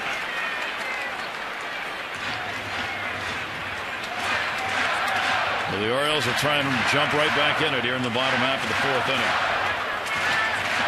Well, we talked about Hendriks having to make adjustments the second and third time through the order. Well, top of the order here has gotten 4 out of 5 base hits. Nate McLouth, when he came up last inning with a couple outs, base hit. Machado followed with base hit. Markakis a hard ground ball to second. Now back-to-back singles. 1-0 delivery to Wieters, trying for the outside corner and missed it. And the count goes to 2-0. Hendriks is not a backward pitcher when it comes to the count thing. If he doesn't get that first strike on you, opponents hit .325 off him. So he is, as a finesse pitcher, someone who needs to get ahead, needs that first strike, and he didn't get it here. And that's way outside the Weeders, 3-0. Yeah, he's doing everything that you don't want to do. And on the left, Gardenhire, the manager, and Rick Anderson, the pitching coach, know exactly this is not part of the game plan. Part of the Orioles' game plan, but not the Twins. You get a big lead, and all of a sudden you're in trouble. 3-0, and it is taken, and he walked in on 4 straight to load the bases.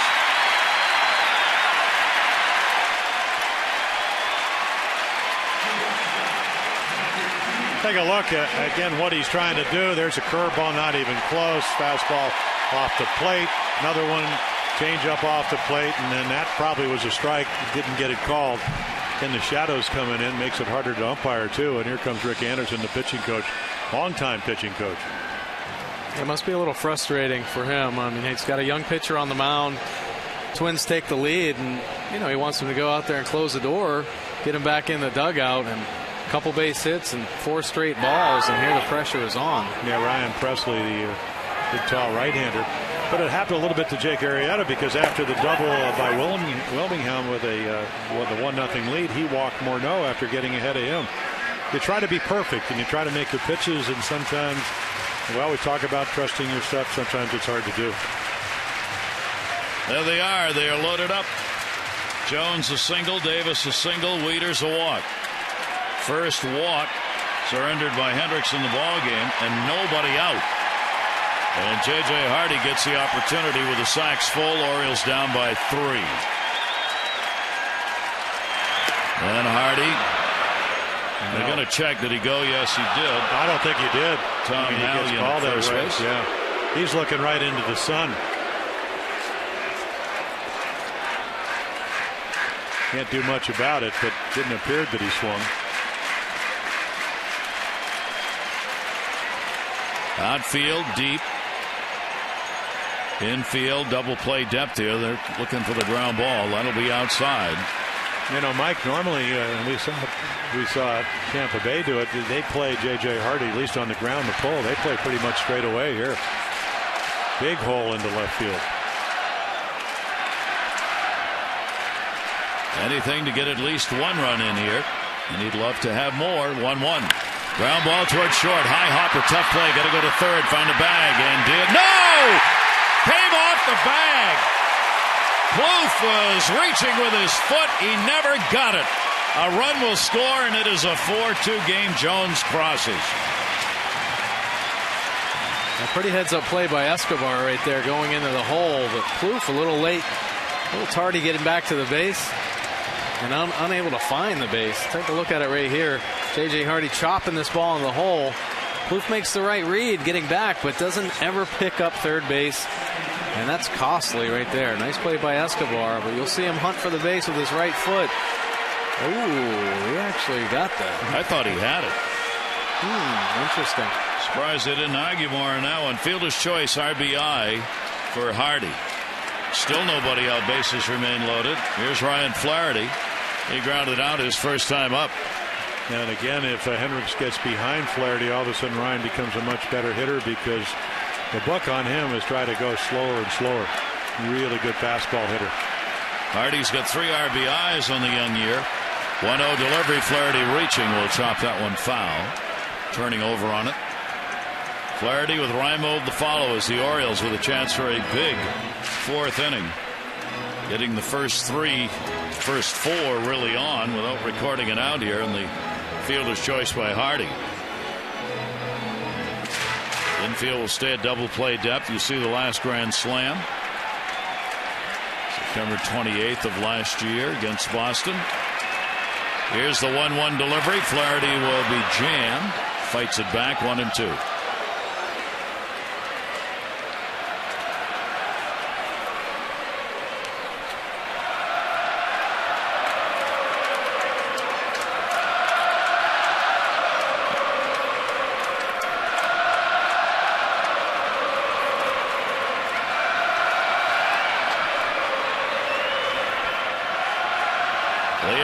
With the 1-2 count.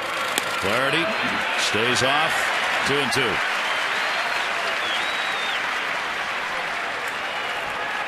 They'll give Flaherty the hole between left and center as Hicks pulled around a little bit, and they keep Willingham over his normal position in left.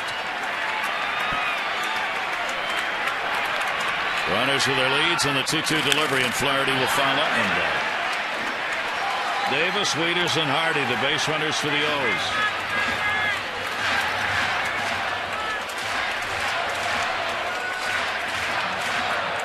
Hendricks came out with his ball club, having picked up the 4 runs to give him a 3-run lead, and this is exactly what you want to do if you're the opposing ball club. Jump right back on them. And the Orioles are doing that. Here's the 2-2 delivery, and got him. Yeah, a little changeup, pulls it across the plate. It appears, Mike, that he thought it was inside, but we'll get a good look at it. Take a look right here. I mean, it looked like it was pretty much right down the middle of the plate. Yeah, tough pitch to take. Certainly caught that inside corner. I think Ryan, you see him leaning out over. He was expecting something out on that outer third of the plate. Got caught leaning. There's the first out. Now Nolan Reimold DHing and batting ninth in the order. He flied out to center field his first time up.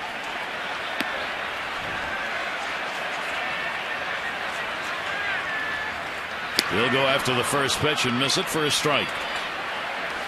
Pretty impressive time to get your first strikeout of the afternoon with the bases loaded. Huge Nobody out. Yeah.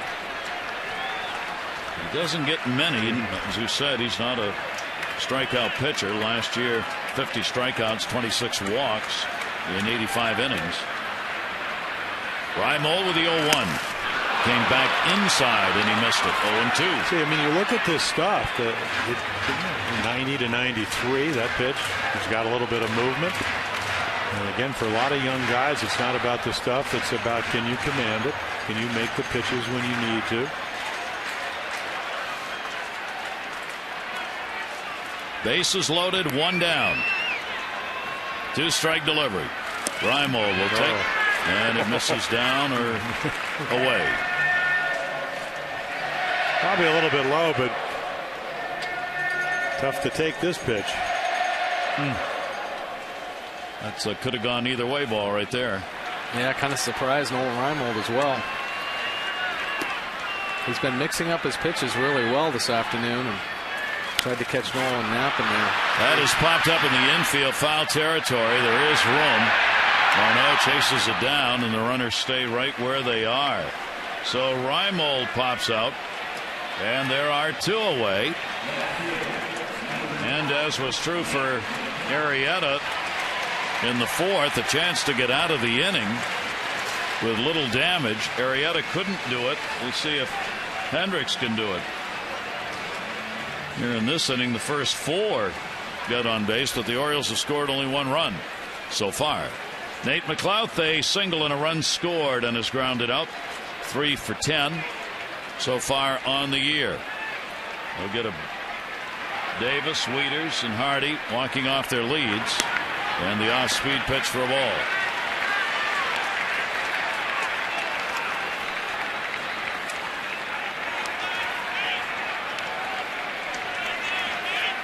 McLouth hitting only 173 with runners in scoring position last year. 52 chances and 9 hits. 1-0 delivery, and staying outside and missed again. Oh, now you go. If you're Hendricks, you have a 2-run lead. You have a guy that's got a tiny strike zone with pop.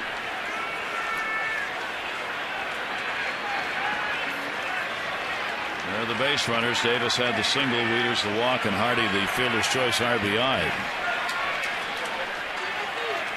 Here's the 2-0 delivery, and a ball is put up in the air behind second base shortstop Escobar. Wow, what a job by Hendricks. Only 1 run scores on a couple of hits. The Orioles leave the bases loaded. It's a 4-2 Twins lead.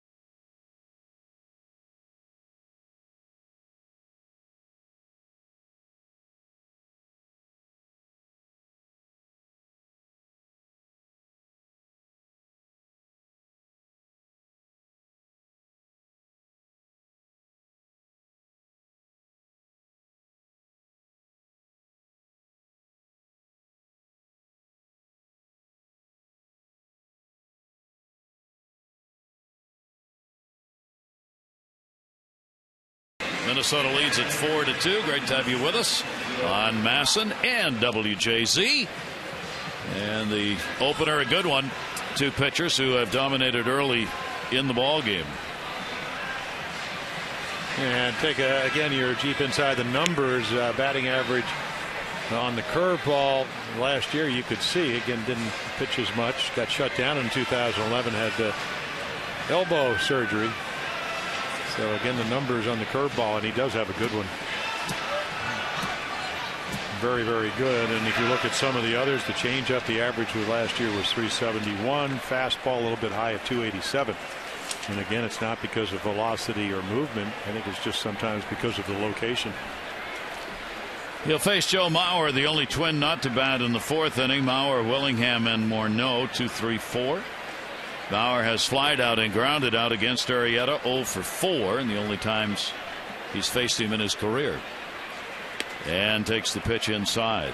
Mauer, the designated hitter in the ball game, did a lot of that last year in the DH role and did a good job with it. He's been a designated hitter in 163 career games now and has a 300 average in that role.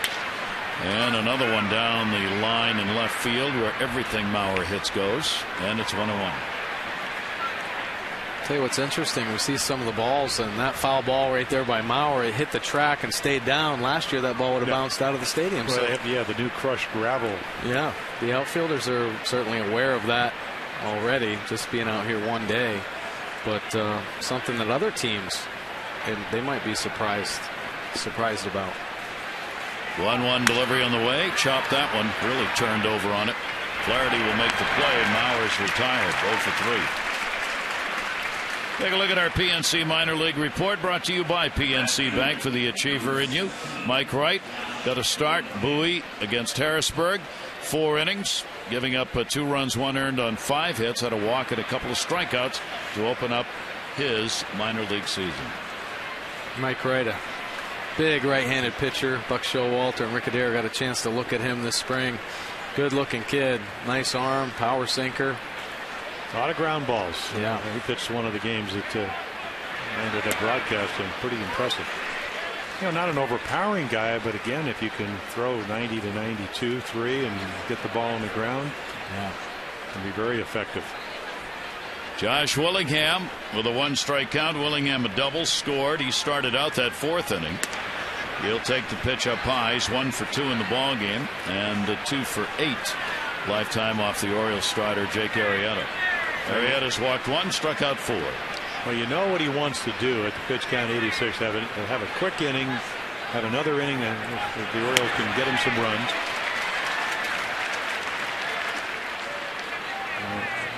And he already gave up 4 more runs than he wanted to, so shut him down here and take your chances, and there are the shadows.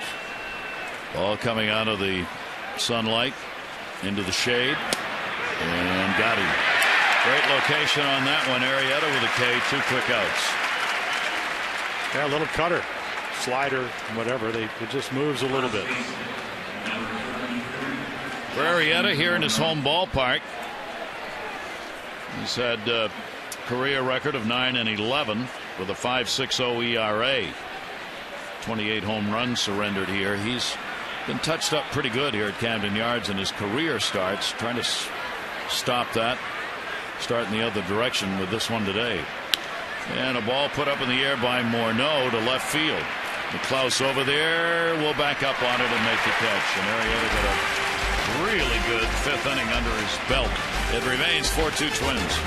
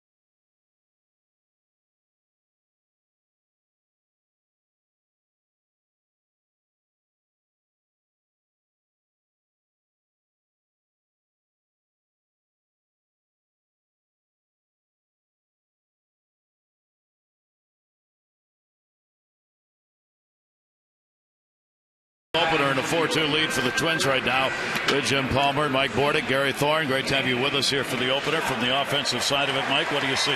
Well, I think the Orioles offense is starting to come around a little bit here. This second time through facing Hendricks, they've made some adjustments. Unfortunately, that last inning they couldn't capitalize and come up with a big hit. Arrieta, Jim? One bad inning. So again, when he won 10 games 2 years ago, they got him almost 7 runs a game.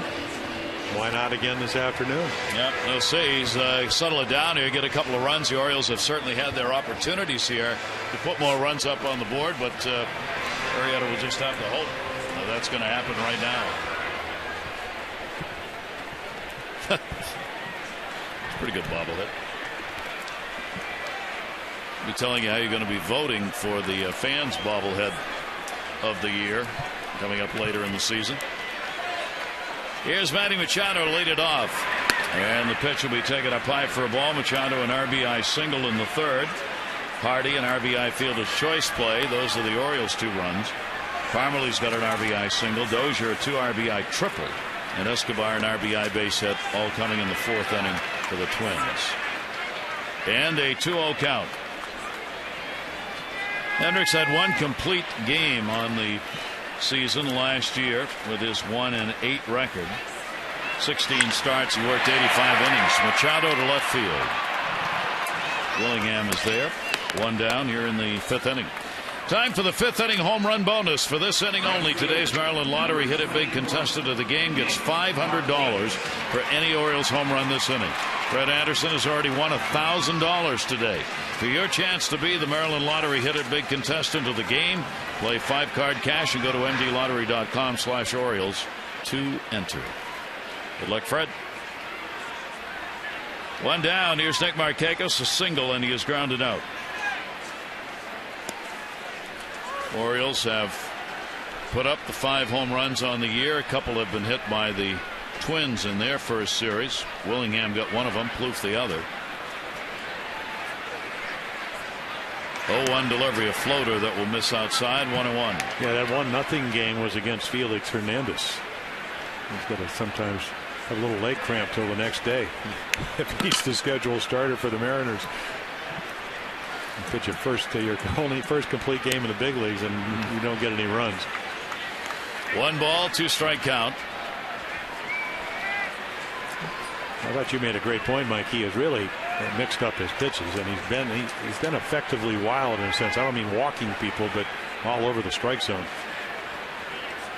And Markakis in the air, third base. Plouffe coming over, and not enough room. Well, there's certainly a reason why he's on this big league staff this year, and you can tell just by the way he's competing out there.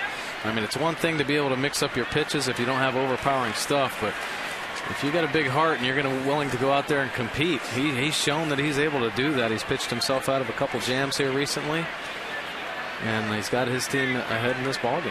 Yeah, one of their TV announcers, Bert Blyleven, who was in the Hall of Fame, one of a terrific right-handed pitcher. There's his pitching coach, Rick Anderson. But Bert was saying that when he came up, he might have been a little bit brash and didn't have much to back up. So when you go 1-8, that'll humble you a little bit. So probably has his feet on the ground. It's an unbrash record right there, 1-8. Moves you right back into reality, doesn't it? Quickly. And reached for it and fouls it back. So far the pitching, and obviously it's very early, but it's been a real surprise for the Twins. Vance Worley, Kevin Correa, Mike Pelfrey combined for 2.45 ERA and only 3 extra base hits against the Tigers in 18 1/3 innings. And here in this ball game, their starter Hendricks has given up just the 2 runs on 5 hits so far, over 4 1/3. 2-2 delivered to Markakis. Another one fought off. Well, the Orioles certainly know about that, because last year, once the starting staff calmed down, and Tillman and Gonzalez and Steve Johnson, they went like 32-12. All of a sudden, the Orioles zipped to 93 wins and in a hurry. Of course, with Chin, they're all year long for 32 starts. But you cannot win without good starting pitching. And there is Wei and Chen, who pitched well down in Tampa, as did all the starters. 3-2 delivery. Markakis will kick it off with a base hit.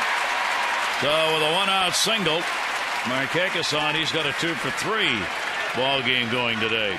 Orioles Major League Baseball are teaming up with Autism Speaks to support Autism Awareness Month with a special ticket discount this Sunday for the game against the Twins at 1:35. You can visit Orioles.com/TIX/autism to purchase upper reserve seats for just $13, with $5 of every ticket sold going to support Autism Speaks.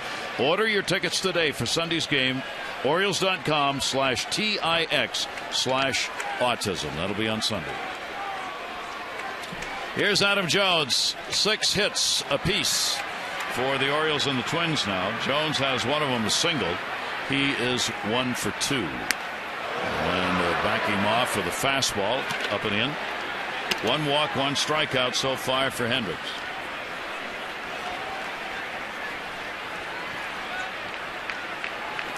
Potential tying run at the plate here in the 5th inning. Orioles sent 7 up in the 4th. Could only find that 1 run, left the bases loaded.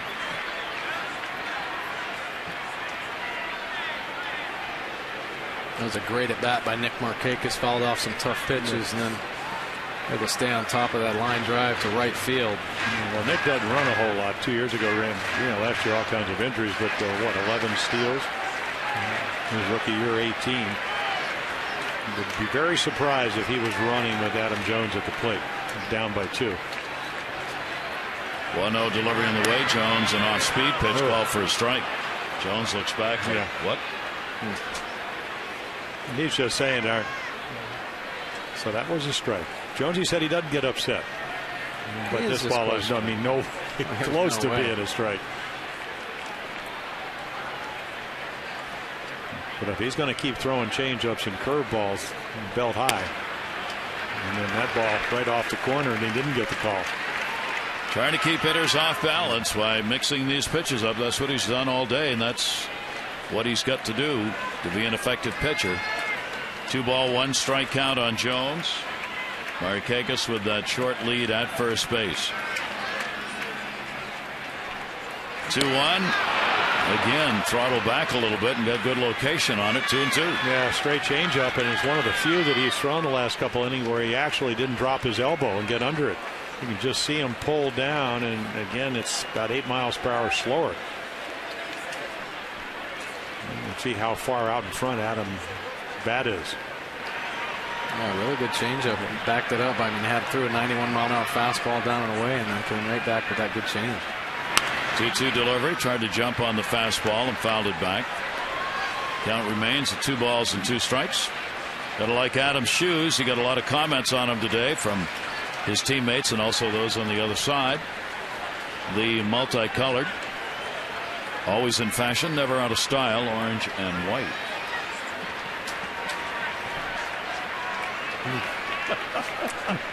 You would have looked good. You would have looked a lot faster in those moments. 2-2 delivery is just piled up. You would have become a base stealer if you had those kind of shoes. Remember when you were a kid, you got those new pair of, well, whatever they were, Keds, Taylors. How fast you felt when you put those on? Yeah, Converse. Jump higher, run faster. Oh, man. My feet, when I played Little League, everybody wore the black rubber, the rubber sole Little League shoes. My feet were so big I had to wear Converse high tops. High tops? Yeah. I think they didn't make my size. Where was Adam Jones when I needed him? But I can tell you where. He wasn't even around. Foul back. And you still got that underwear contract. That's pretty good. Wearing black. They didn't let me wear the Converse. Yeah. 2-ball, 2 strike count. The beginning of a fashion statement came early. 2-2, 1 down. Markakis on at first base. Here's the 2-2 delivery and stayed off it. Nice little take there. Sure was.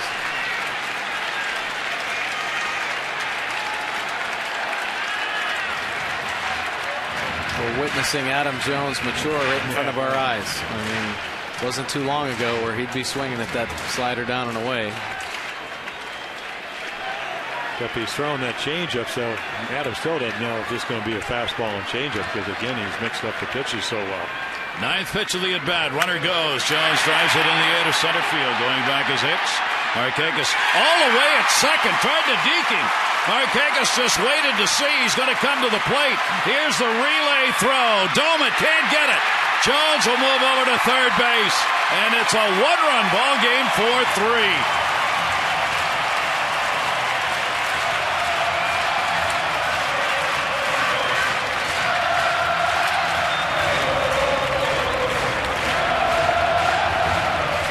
I thought Aaron Hicks, he deked me. I thought he was going to catch this ball, and he doesn't even come close to it. And then the ball goes off the glove. He's going to hit the cutoff, man. So right here, I think Nick thinks he's going to catch it, and now he's taken off. And it's going to be bang, bang. And you see him coming around, nice little base running, cut the corner. And if he catches the ball, I don't think he's going to make it to home plate because he had the plate box, but he doesn't catch it. Great block by Dumet right there at home, and the umpire actually waited for Markakis to touch home plate. One down, runner at third. The infield is in. The ball is popped up to center field. Hicks has got to back up. Runner tagging. Jones waiting. Here he comes. Here's the throw by Hicks all the way to Doman. Not in time. Game is tied. RBI for Davis, and it's 4-4.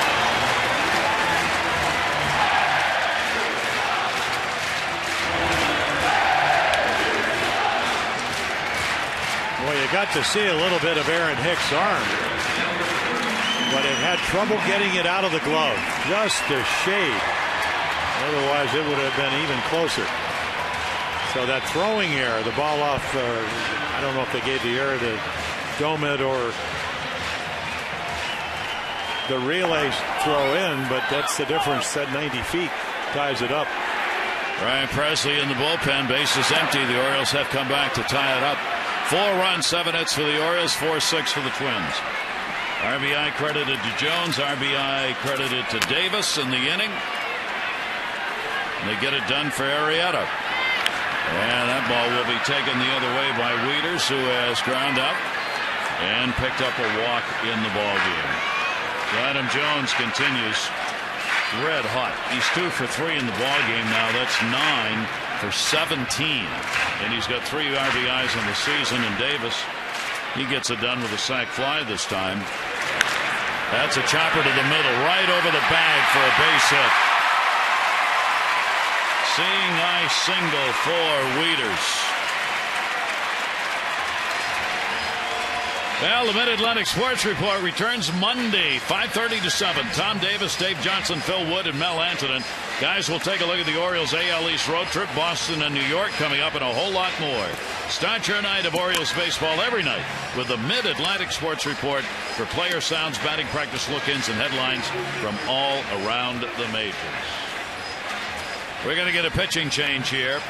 By the way, that error was charged on Domet, the catcher. That's a tough call, but that's who they charged it on, allowing the runner to move up that ultimately scored to tie it up.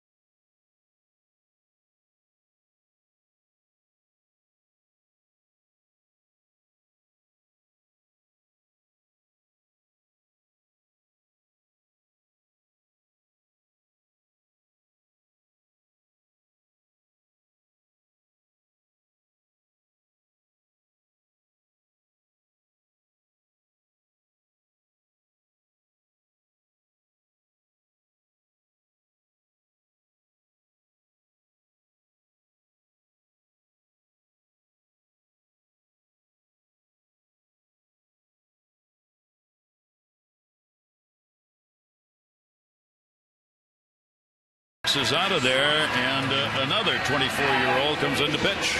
Yeah, he made his major league debut. He's a Rule 5 guy right out of the Red Sox organization last year. A ball, AA. Started the year as a starter. Didn't have a lot of success. Then he moved from the bullpen, went to the Arizona Fall League. Actually threw the ball very well. 18 strikeouts in 10 appearances, and all of a sudden the next thing you know, you're a Twin, and you got to stay on the roster all year long or you will be offered back to the Red Sox. Well, he was impressive in spring training. He threw over 12 innings and only gave up 1 earned run, so caught the eye of Ron Gardenhire and took a chance. Well, Hendricks out of there as he went 4 and 2/3 innings, giving up the 4 runs, 8 hits, a walk and a strikeout, 96 pitches, and responsible for the base runner Wieters at first. J.J. Hardy, 1-0 count. There are 2 down. Hardy an RBI and a fielder's choice, and he is flied out. Pretty amazing. We're seeing another player who's never played a game at AAA. Ryan Presley, A ball, AA ball last year, and right on up to the majors this season.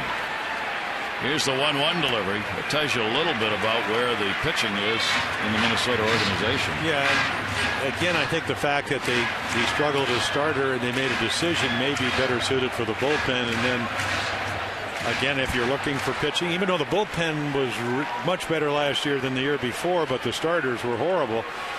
So they probably needed more help in the starter category, and they got that. That's going to get away. Doma will be charged with a pass ball on that, moving Wieters down to second base.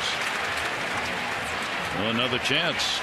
Slots, tables, and dining, the ultimate triple play at Hollywood Casino at Charlestown Races. Take a look at the most home runs by a shortstop since 11. Yeah, so not only does J.J. Hardy have power, but a gold glove in his back pocket. So Orioles very lucky to have such a productive shortstop. He's like you. He's a 2-out shortstop. 2 outs, balls hit to him or you run off the field. Don't even turn around. Don't even worry about it. So there. So just take that. Take that. Yeah, but that was a home run. That was a home run stat. Well, you hit home runs. Back to it. Didn't you hit 20 home runs one year? Oh, yes, I did, Jim. Thanks for mentioning that. Thank you. Probably can remember each one. I saw you pass him that noteboard. Ask me about the 20 home runs I hit. Now the Orioles maybe not done here. There are 2 down. Presley walks the first man he faces. Now Ryan Flaherty is 0 for 2. Well, let's see again. This may be a better matchup. Off speed in for a strike. Gary, you could we're going to see this. Ryan Flaherty, the book on him is that he can really hit the fastball, and we've seen that. We saw it last year, saw it in the spring, walk off at one of the games that we did. So they're just going to throw him changeups and curveballs. Some guys will get them over, some won't. 1-0 delivery, 2 on here, and there's another off-speed breaking ball for a strike. That looked like a changeup, or maybe a hook. The bottom just went straight down. Flaherty limited chances last year with runners in scoring position, but did a good job. He hit .265. The Orioles have tied this ball game up here in the 5th. A base hit here would give them the lead. Wieters, the lead runner at second. Hardy on at first. And Flaherty will take a pitch that's down low. Well, the Orioles have battled back after falling behind on that 4-run 4th inning. Minnesota erased the Orioles' early 1-0 lead. Got ahead 4-1. The Orioles got a run in the 4th and have added the 2 runs here to tie it up. 1-2 delivery. Flaherty again reaching. That was not hit, but he's out of there anyway.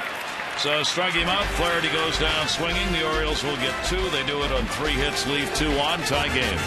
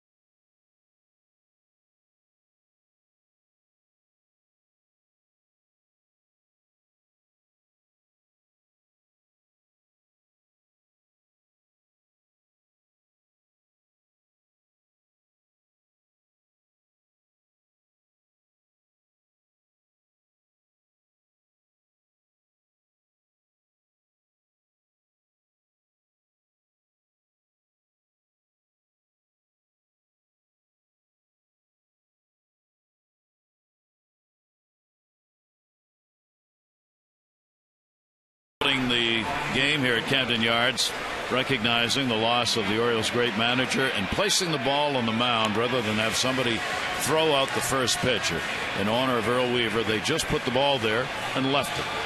I thought that was most appropriate. The number 4 will be honored all season long by the Orioles here at the ballpark and on the uniforms of the players, where they will wear the patch that has the number 4 on it, recognizing Earl Weaver. That was just great. Everybody was talking all over the weekend and today. Who's going to throw out the first pitch? Who's going to throw out the first pitch? And nobody said anything about it, and then just put the ball out there when they recognized Earl and left it there. That's nice. Very nice. It was certainly a beautiful sentiment. Yeah, it was. Good ball game here as we go to the 5th inning. Tied at 4-4. Jake Arrieta will take the pitch inside. Ryan Domet at the plate.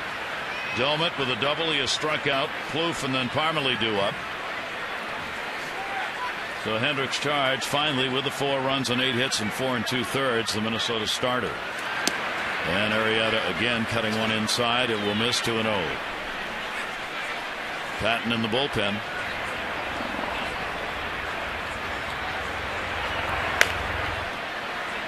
Arrieta over that on that 90 pitch mark.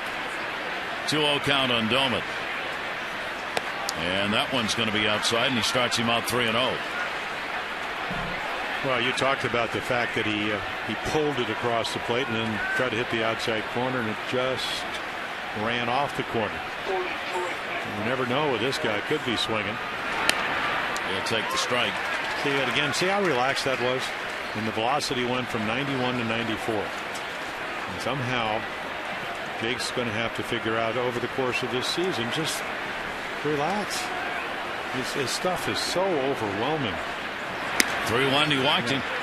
That is the second walk surrendered by Arrieta, and a leadoff walk here in the 6th inning. Join fellow O's fans tomorrow at the Westminster Town Mall for the WTTR Birds Are Back rally from 10 a.m. to noon. You can join Miguel Gonzalez, the Orioles starter, the Oriole Bird, former O's catcher Chris Hoyles, as the Operation Orange team gets you ready for the 13th season. That is going to be tomorrow, 10 to noon. WTTR Birds and Back the Birds rally at the Westminster Town Mall. Details at Orioles.com/Operation Orange. And Miguel Gonzalez will be there after a fine start for the Orioles.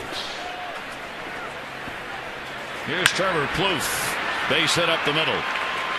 And the leash on Arrieta is getting short. Well, that's smart hitting right there. And Bordy, you've probably done that. A guy walks the guy in front of you. You look fastball, get one in the middle of the plate, put a nice swing on it. Yeah, you know he's going to try to get ahead. And that will be it. Arrieta, unable to work his way through the inning, will go 5+ in the ball game. He has surrendered 8 hits, couple of walks, and 5 strikeouts. And for Jake Arrieta, a little disappointing. He wanted to go deeper, and especially after the Orioles were able to get back and tie the ball game up, give himself a chance to be a winner, but not anymore. Tied at 4.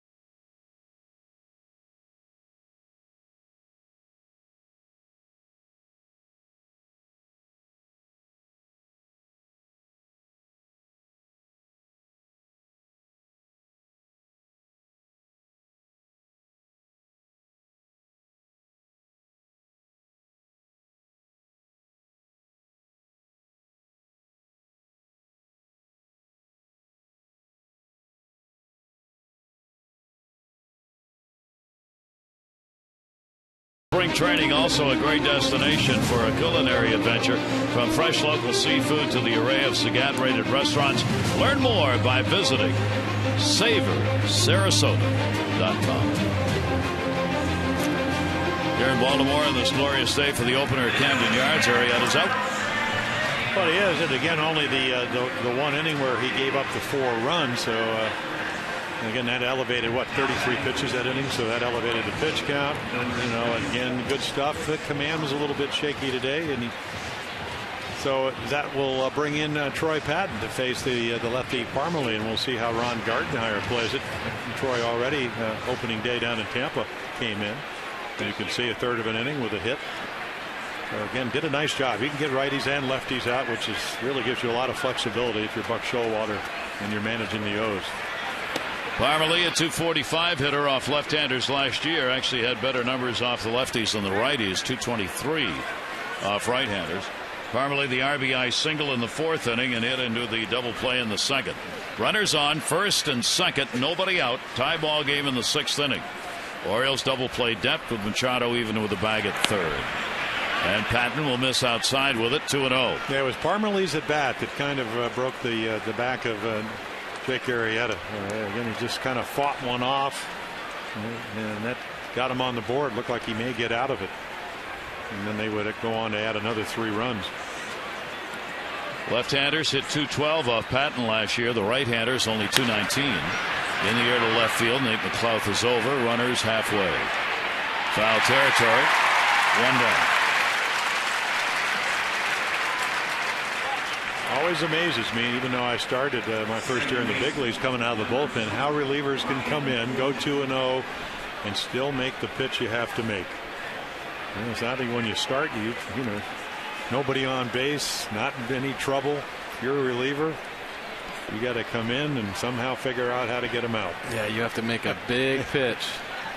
And he did right there. Nice job with Parmalee. Fell behind and executed a perfect pitch away. Brian Dozier, here's a big at bat. And a strike taken. Dozier against the lefties, .256 last year, about 30 points better than against righties. Dozier got the 2nd major league triple in the 4th inning, picking up 2 RBIs. Dozier and then Escobar are due up. Infield now double play depth. And the 0-1 breaking ball inside to him, 1-1.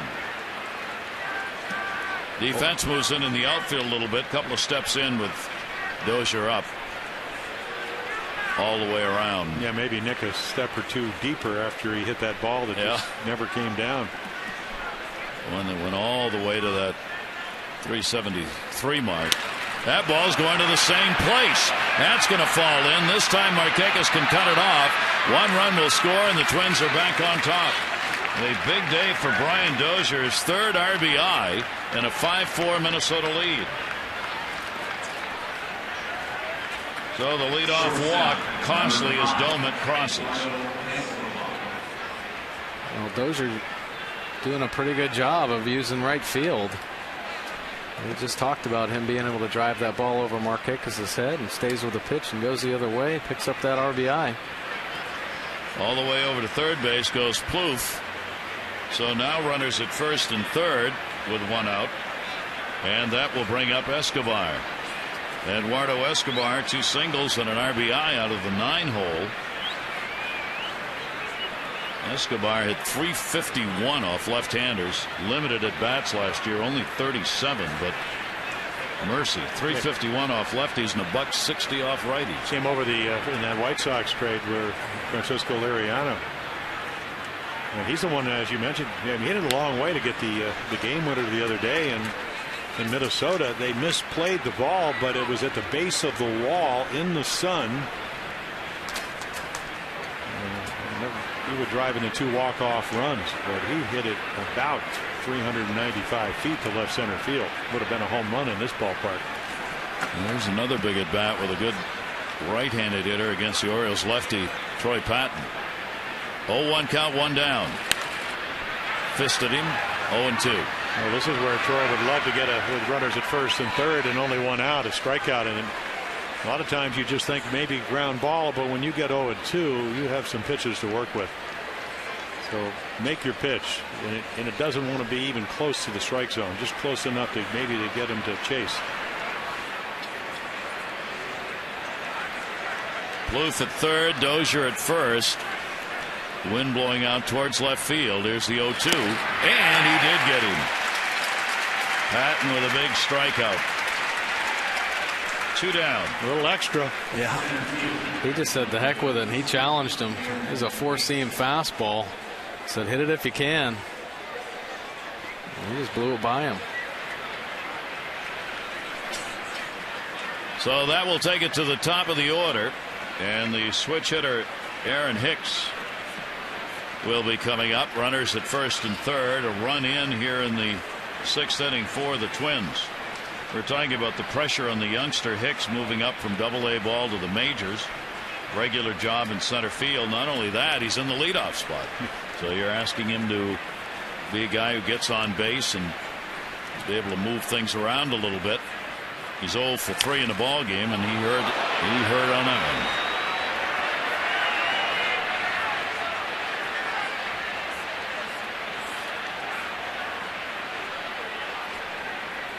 one. Boy, that got him good.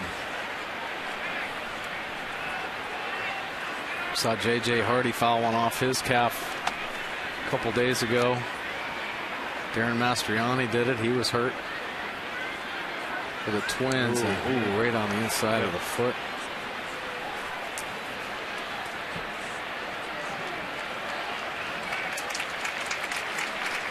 Here's a look at it. You want to hit this ball as hard as you can. Try to get that bat head to it. And boy. Now he wears that number 32. Apparently his dad played with Dave Winfield in the San Diego organization. And of course Dave Winfield wore 31. But one of their pitchers already had that number, so he took a number very close to it. Apparently Dave, very nice, and helped mentor his dad. Has never got to the big leagues. What a nice little gesture. And he is a natural right-handed hitter.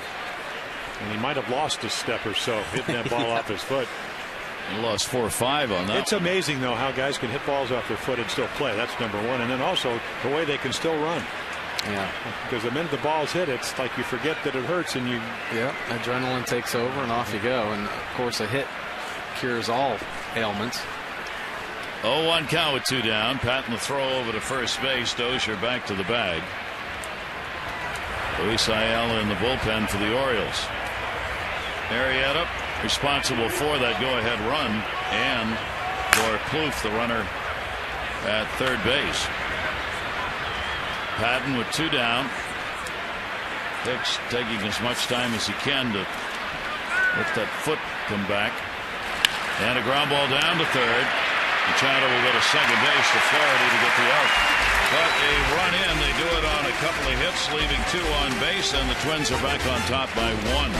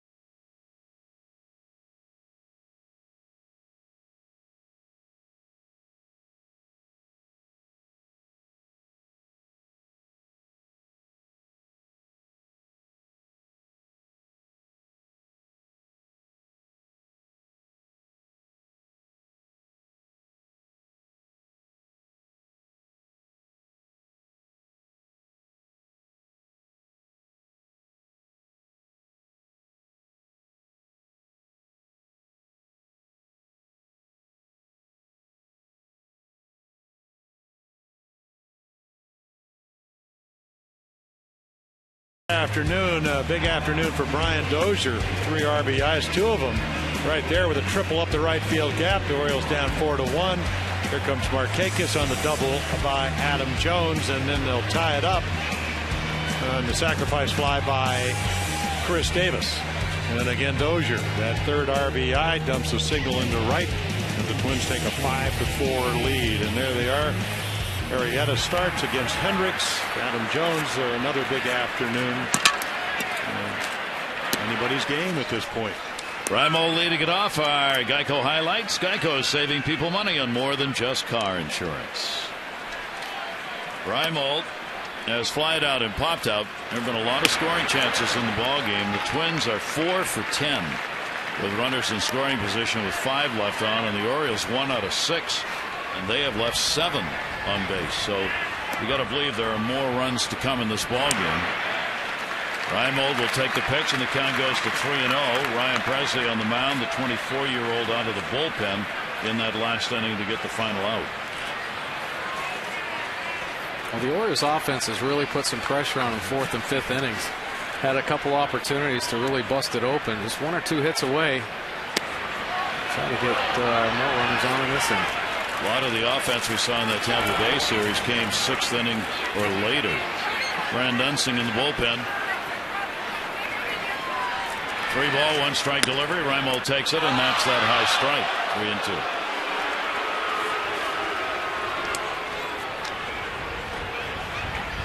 3-2. Questionable. Nolan looking for a pitch out over the plate. This one up and in. Well, it's been a big strike zone. I mean, up, down, wide, in and out. You name it. Yeah, shadows might be playing tricks on the umpire as well. Foul back into the screen by Reimold. Presley, the right-hander, just 24 years old, out of Dallas. As Jim mentioned, mostly a starter. 82 of his 109 appearances in the minors were as a starter.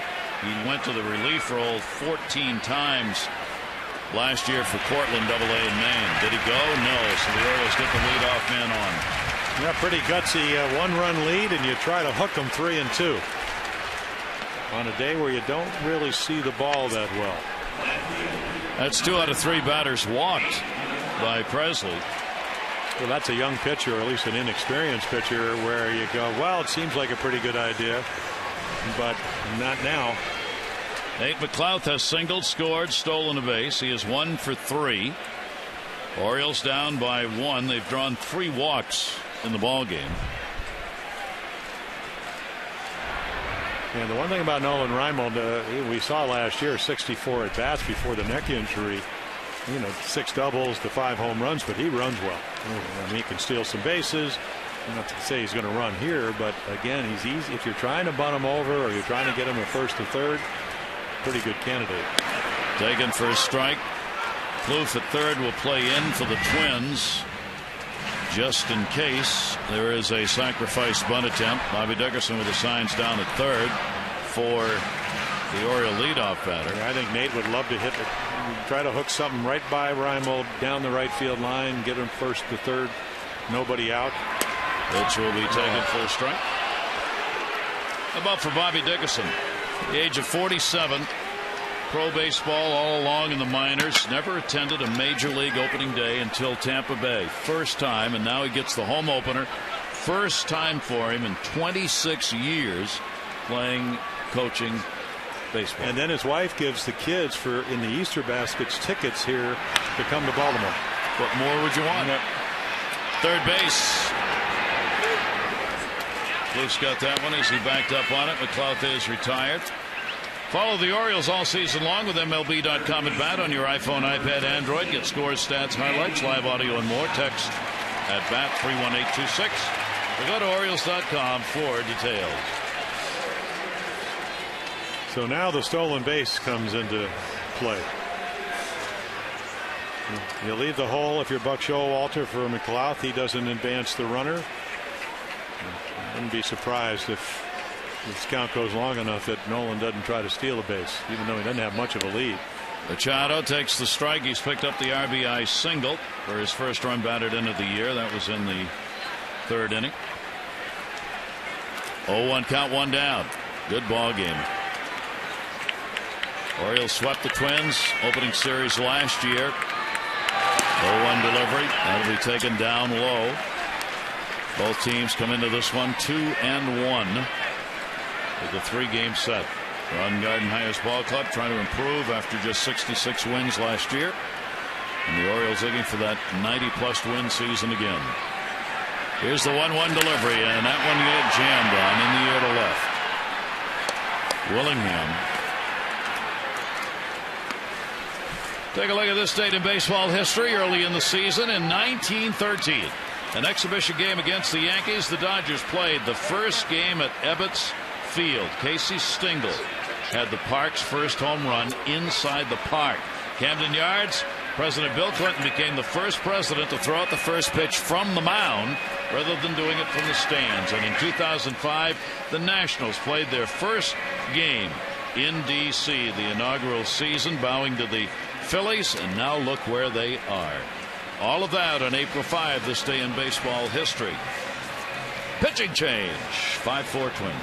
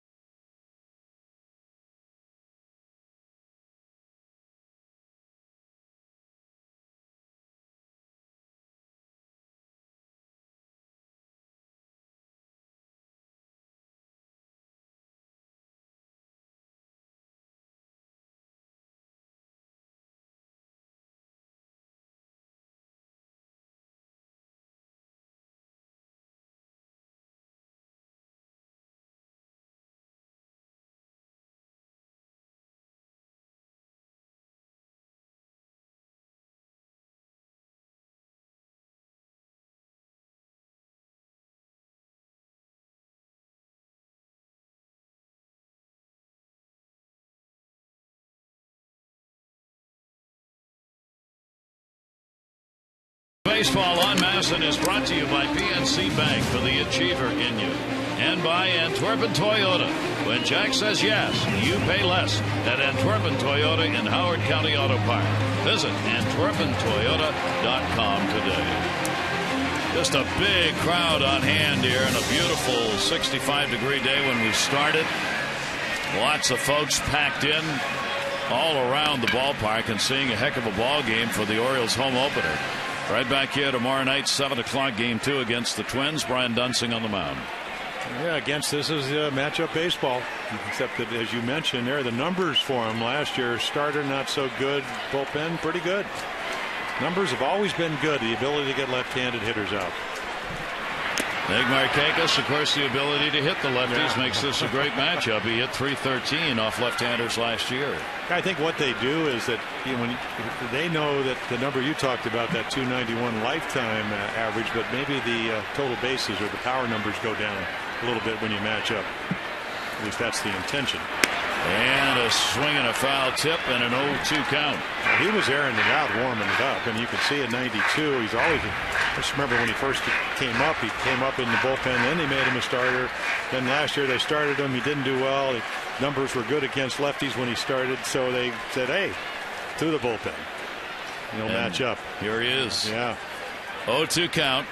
At first base, Reimold drew the leadoff walk, but there are 2 away now. Markakis has had a 2-for-3 day, 2 singles and a run scored. Against the left-handers, Dunsing against them, they hit 250 off him last year. Right-handers 60 points higher. 0-2 the count. Runner staying at first, and the pitch will be inside to Markakis. Real battle. All 3 games in Tampa Bay were grinded out ball games, and so is this one. Why not? It seemed like all last year was just a battle. They were. You know? Kept everybody on the edge of their seats. And why not start this year the same? 1-2 the count. Dunsing, the veteran, 30 years old. Presley worked an inning, didn't give up a hit, had a strikeout, but he did walk 2. Here's the 1-2 delivery. Markakis had to reach, got fooled in the off speed. Dozier will make the play and record the out. No runs, no hits, no errors, and 1 left on base. Tight ball game continues. Twins up by a run.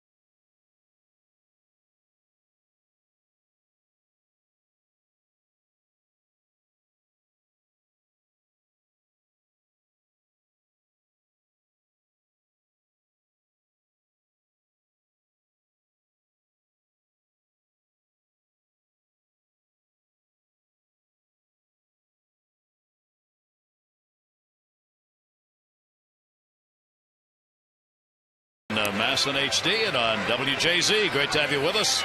With Jim Palmer, Mike Bordick, I'm Gary Thorne, and Jim, another good ball game. Well, it really is, and we saw last year one of the reasons the Orioles were able to win the extra inning games, the close games, the bullpen. So today they trail by a run, 2 of their 5 runs, the walks. Yeah, those are the ones that kill you. The offense for the Orioles is there. I mean, they're picking up runs they did in the first series, and they're doing it again today. Yeah, they're putting some pressure on, and like we had talked about, you can never count this Orioles offense out. Bullpen's going to keep them in this ball game till the end. Go for 1 or 2 big hits and maybe the long ball.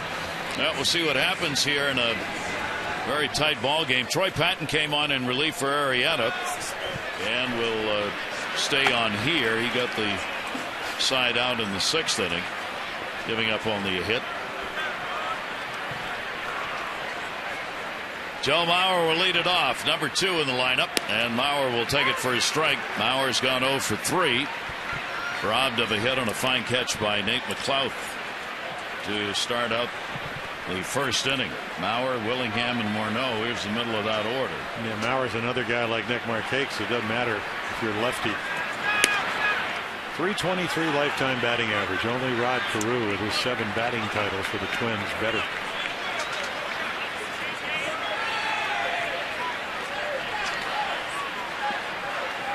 Infield will play him to pull. Outfield kind of squeeze in the middle. Here's the 1-1. And that one's going to be fouled off. I always get the feeling when I watch hitters react to Troy Patton is that there's something in his windup. I don't know if it's the fact he's a little bit closed or he slings the ball. They don't quite pick it up. Yeah. So again, 89-90s apparently seems a little bit firmer than that, or that's some movement or something. There's some factor in there. Yeah, a little bit across his body, and lefties and righties have a hard time. See some funky swings. Yeah. And again, you made the point, how often does Mauer strike out? That's a terrific breaking ball. It sure is, and good look. You see how Troy Patton across his body, sweeping breaking ball, ends up over a foot off the plate. Shows you how good it is if Joe Mauer swings and misses it. And of course, by across the body, he steps right at the left-hander. Yeah. Okay, Mike, you wanted to sing. You want to do changes here? No? No, go ahead, Gary. You got it. Okay, thank you so much.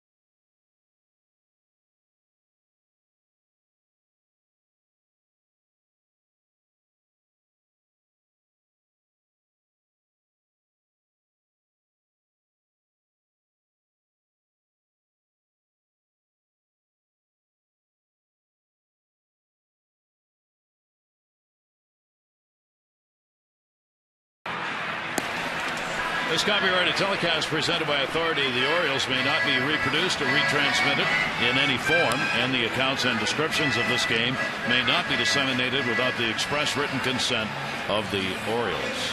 To the bullpen, it's Ayala on for Patton. Yeah, we saw him down in Tampa. 2 bad pitches. A hanging slider to LaGoria for a single, and then a 3-run home run to Shelley Duncan, similar pitch. So that's this year, but last year he really did a nice job for the Orioles. Give him multiple innings if you need it. He can get righties and lefties out.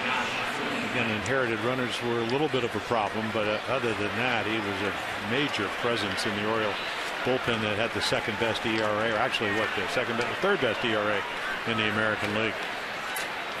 And Willingham will hit against him. He has doubled and struck out twice. 1 down, nobody on, 7th inning, and the 5-4 Twins lead. And Willingham will take the pitch for a strike. Willingham is 3 for 11 in appearances against Ayala. Patton worked an inning and a third, couple of strikeouts and a hit. Nobody on here. Shift on against Willingham, and he goes through it 0-2.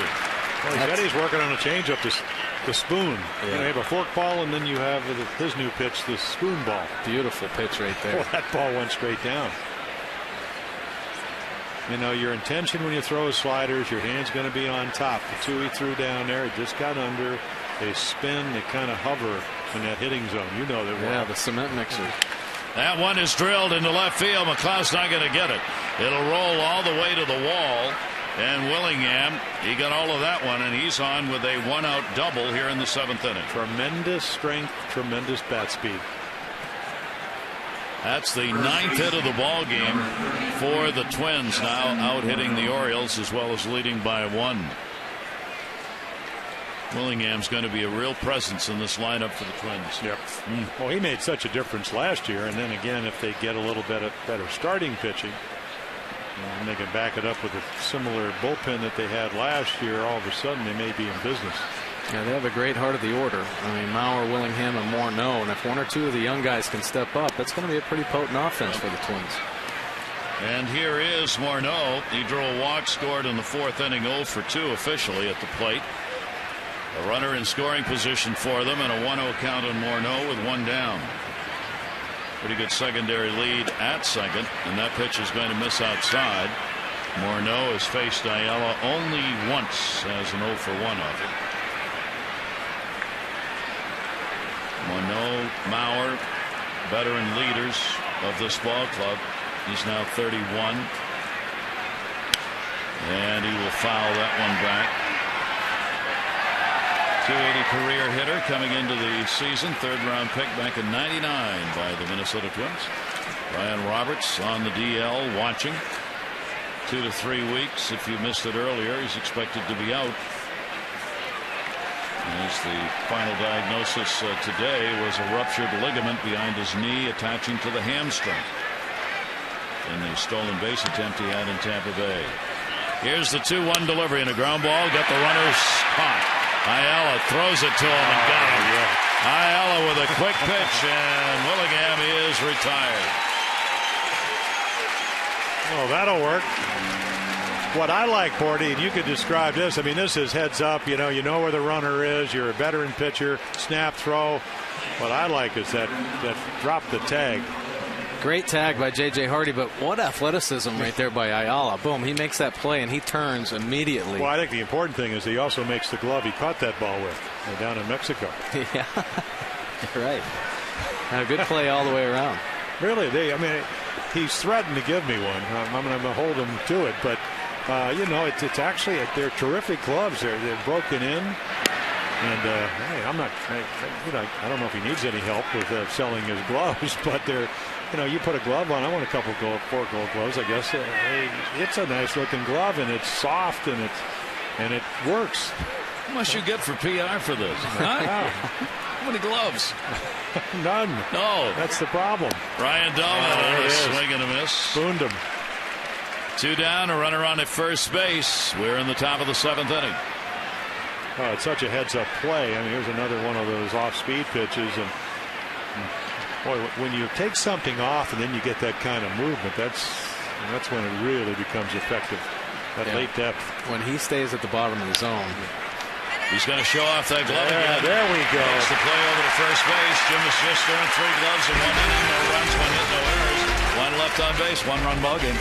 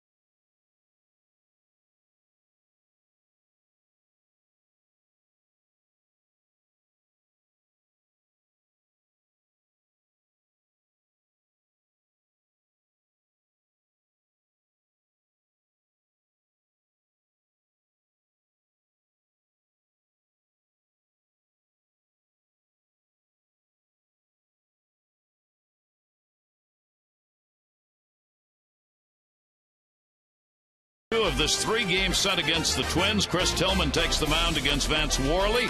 Our coverage on MASN HD will begin at 6:30 with those extra, presented by Geico, followed by our game coverage at 7. All the access you need right here on MASN. And tomorrow's starters has Chris Tillman on the disabled list, but really just trying to clear a roster spot till he is activated. You can see his numbers last year. Vance Worley, last year we saw him when he pitched for the Phillies. Had a little bit of elbow surgery. Again, one of the guys that Ron Gardenhire, Mike wants to. I really kind of liked him. He's not an overpowering guy, but again, he'll throw a changeup, and he looks like he has a pretty good idea of how to pitch.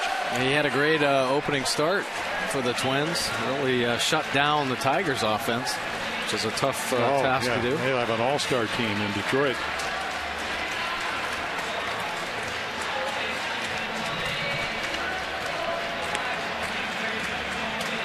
Pretty good. Buck Wild for Davis.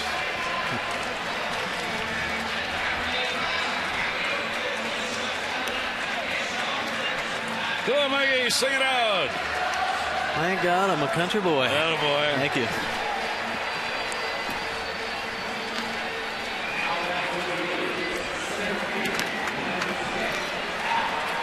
Nothing like opening day. Oh. They're having some fun, and I'll tell you what, they have waited for this day since the last day of the season last year when they lost up there. It was a fun winter because everybody kept talking about the Orioles and couldn't wait for the season to start, and there is a lot of excitement in Baltimore right now. And then in the interim, the Ravens won a Super Bowl, so that kind of made it nice for Baltimore. Now let's add one more to it. Let's have another championship. Well, that too. Why not? Here's Adam Jones, the wild card last year. This year, we will see. Jones will lead it off. Davis and Wieters. Adam, another strong day. A double, single, RBI, 2 runs scored. I mean, really, what a start for Adam Jones. He will take the pitch down low for a ball. Brian Dunsing came on to pitch, got the final out in the 6th inning. 3rd pitcher used in the game. Twins up 5-4. Jones, the off-speed breaking ball, is in there for a strike. Yeah, Brian Dunsing, he's got a nice changeup. You just saw the curveball. He throws 92 to 93. Again, a lot of times the difference between a starter, can you get, if you're left-handed, can you get righties out? You know, you can get lefties out. And that one is clocked to center field. Going back is Hicks. Warning track, and he makes the catch. Yeah, he played a little deeper this time. I think he was a couple of steps too shallow with a 2-run lead, and Adam got him over his head. Not going to happen again unless you hit it out of the ballpark. Jones retired. Hicks is going to be fun to watch. He's a really good center fielder. Here's Casey Vane up in the bullpen.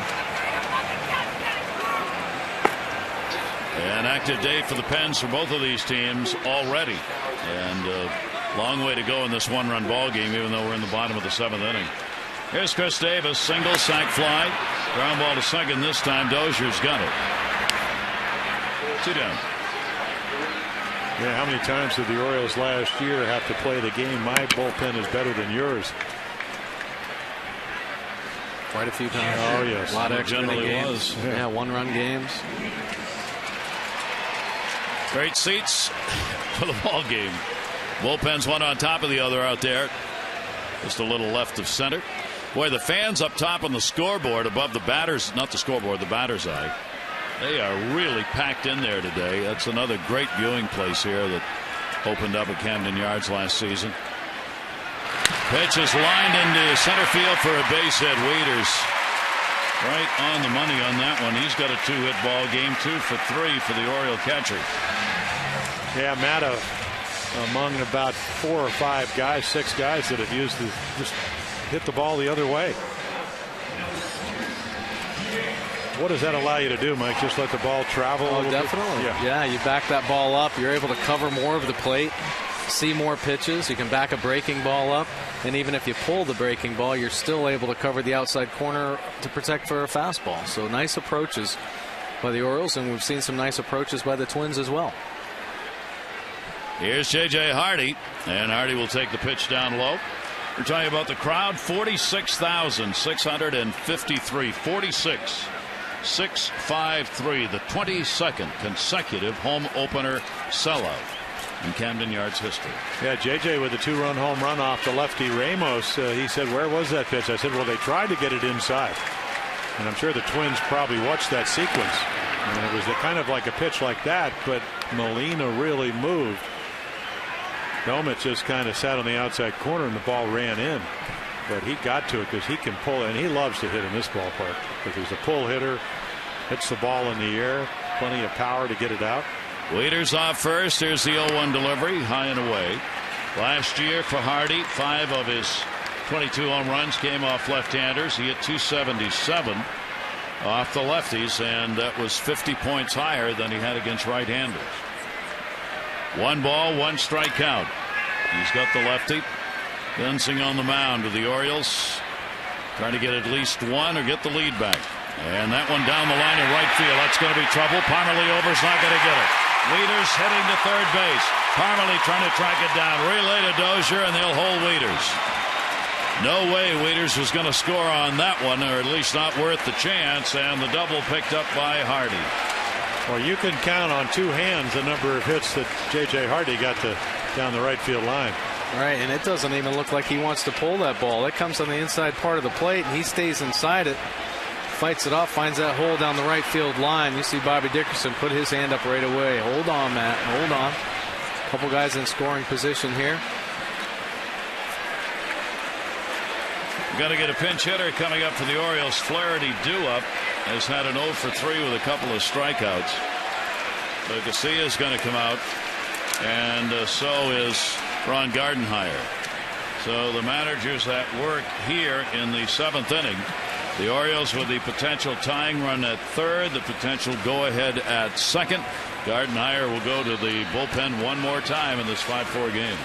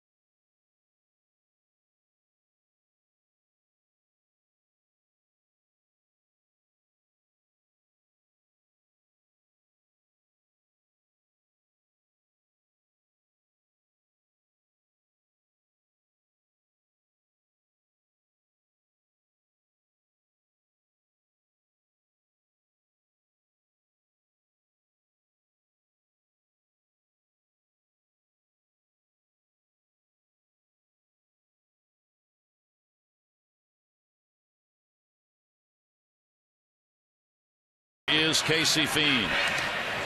Yeah, chance, and again, he's already been in a couple of games. You could see he's got a power arm. And of course, Alexei Casilla will know him because he played on the same team that he pitched on last year. So the right-hander on, and Casilla in the on-deck circle for the Orioles. Coming up as the pinch hitter. Runners at second and third. There are 2 down. And then you have the right-handed Rimo right behind him. So the Orioles with a chance to get this ball game tied and a lead here. Potentially, if they can pick up a base hit. Casilla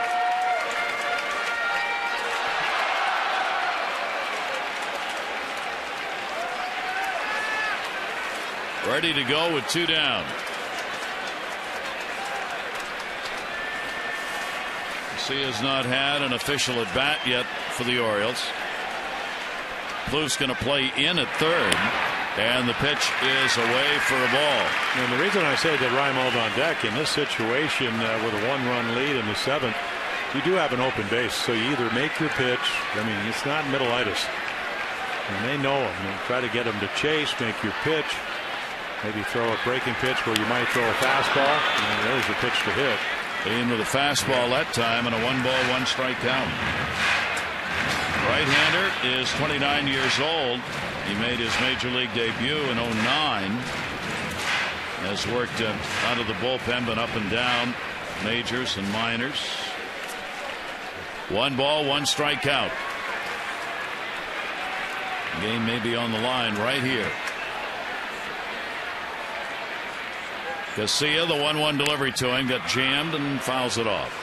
Yeah, they play him very shallow in center and left, a little deeper in right, and that's the sun field, where you're looking right into the sun in the outfield and right field as it sets. There's Willingham, not a great defender, more of an offensive threat, not a great arm either. 1-2. Wieters, third.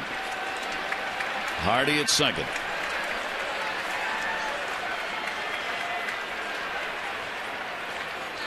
Here's the 1-2 delivery. Casilla will foul that one back as well. Nice job fighting off that pitch by Casilla. He's seen a couple tough ones. Challenged him with a fastball, and the pitch before this one was a hard slider or cutter. Ran in on him and tried to get that fastball away. Good job of battling there by Casilla. And saw in spring training, Casilla, he uses the whole field. He'll take what they give you, and he's strong enough too to get one out of the ballpark.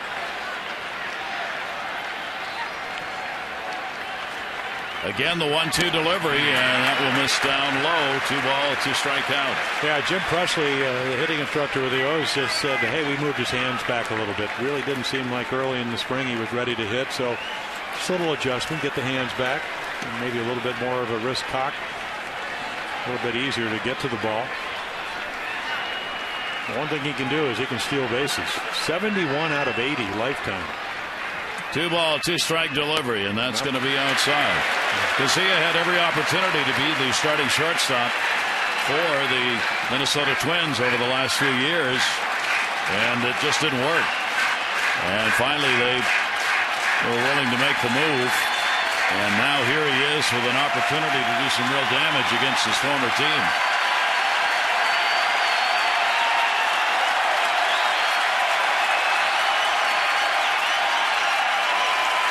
Three balls, 2 strikes. Delivery. Casilla will pop it up. Comes back and over the screen.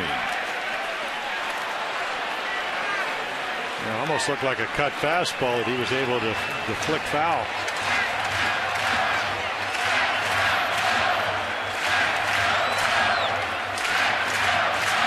Boy, when you have that kind of speed, Mike, just trying to put the bat on the ball somewhere makes it tough for the defense. Sure does.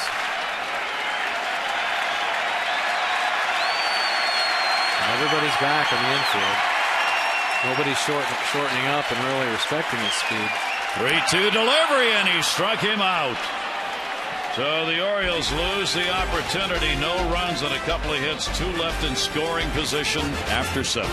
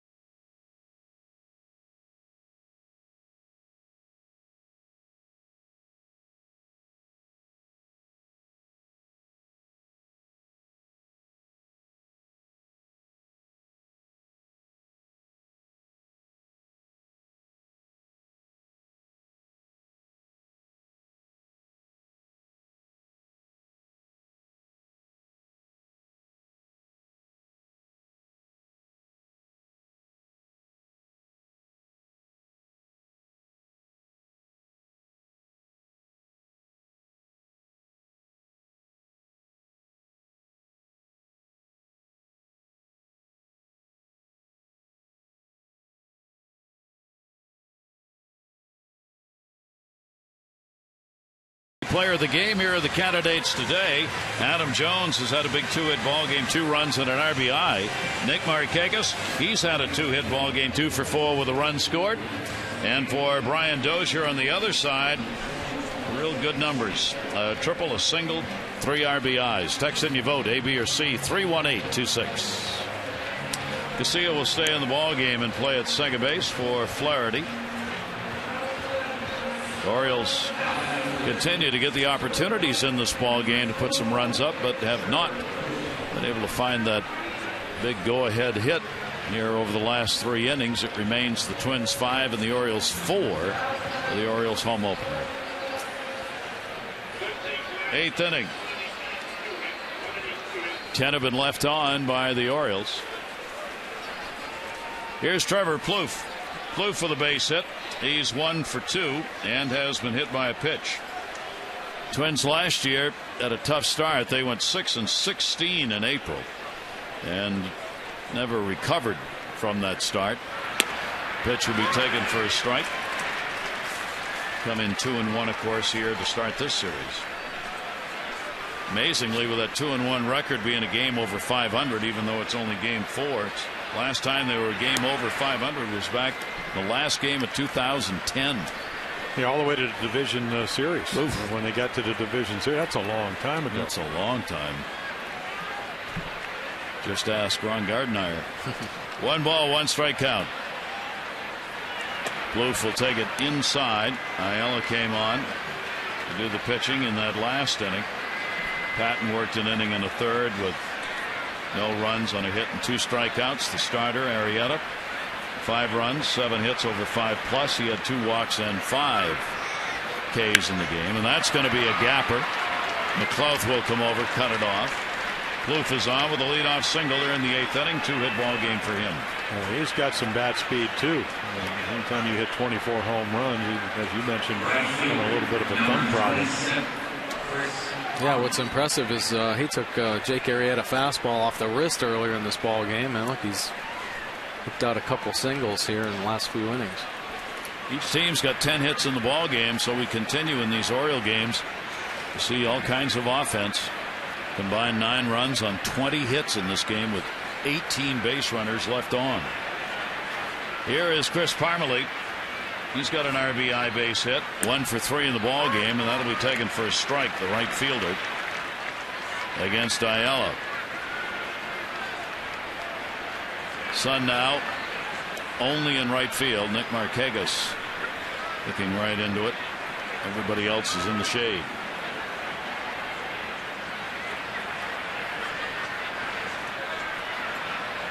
And the 0-1 delivery floated outside, 1-1.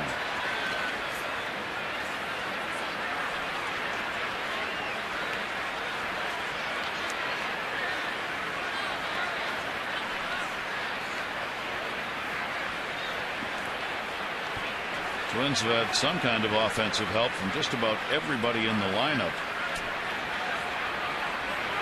And now that he fouled away. 1 ball, 2 strike count. Hicks and Mauer at the top have not picked up base hits, although Hicks has gotten on a couple times with a fielder's choice. Everybody else has either had a walk or a hit or some way contributed to the runs.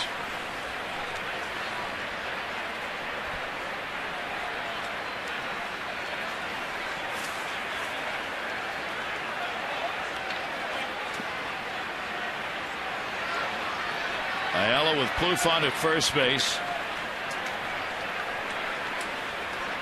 And a 1-2 count.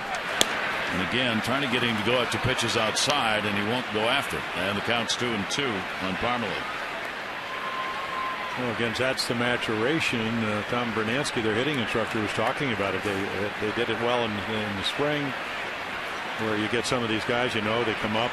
They usually get to the big leagues because you can hit the fastball, and then they change speeds on you. And can you lay off? Can you discern between the fastball and the breaking ball? And then you become a better hitter. And he won't go after that pitch, and the count is full, 3-2. And Madison, the bullpen for the Orioles.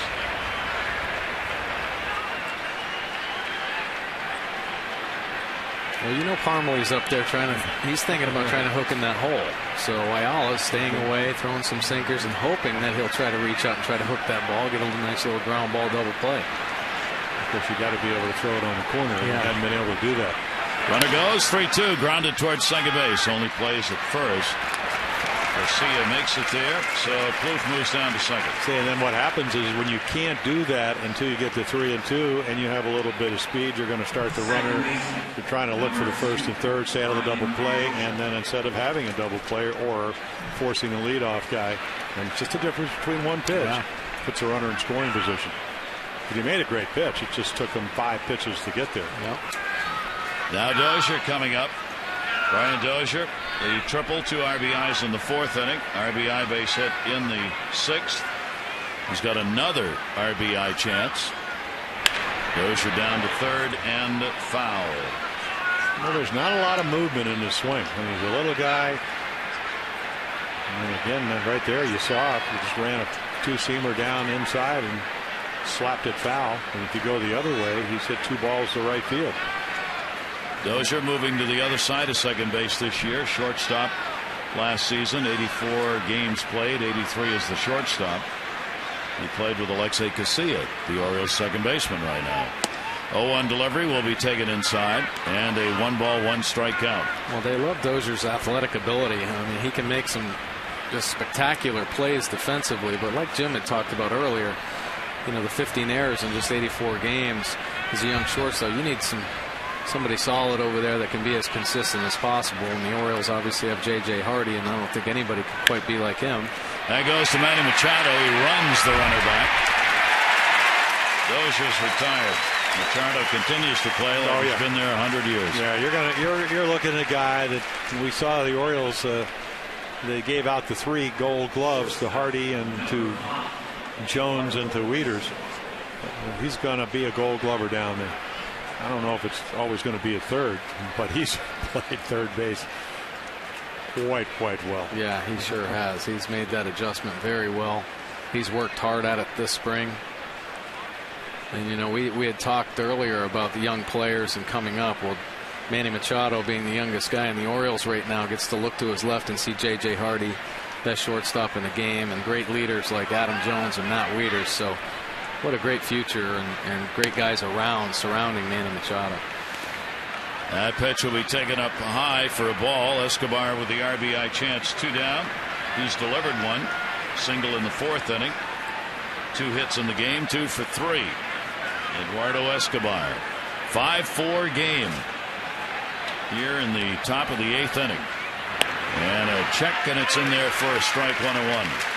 Machado's going to play so well at third base, they may not be able to move him, whatever the plans may be. He looks so good down there that it's going to be like he's going to force the issue about staying there. Yeah, unless they can't come up with another shortstop. Yeah. Then 1 ball, 1 strike count. As so often happens in baseball, those things kind of play their way out. Yeah. Here's the 1-1 delivery, and that's foul back. Because when Cal was coming up, and he came up as a shortstop, talking about Cal Ripken Jr., I played with Brooks Robinson with his 16 gold gloves. He's just a phenomenal third baseman. And I always thought that Cal, being the athlete, the soccer player, basketball player, and whatever, he was going to figure out how to play third base. And then Earl, moved him over to short because he knew, hey, you know what? I can find a guy that maybe won't be the kind of defensive player that Brooks. But you'll never find a shortstop that's going to hit 428 home runs and 3,000 hits. So it kind of worked out pretty well, and they found other guys to play third. 1-2 delivery on the way, and to duck down to get that one, and it will stay at a ball and 2 strikes. I don't know if Manny's ever going to get as big as Cal. Cal's a big guy. I mean, very agile though. And into soccer, his dad was a great soccer player. He will fill out though. They will.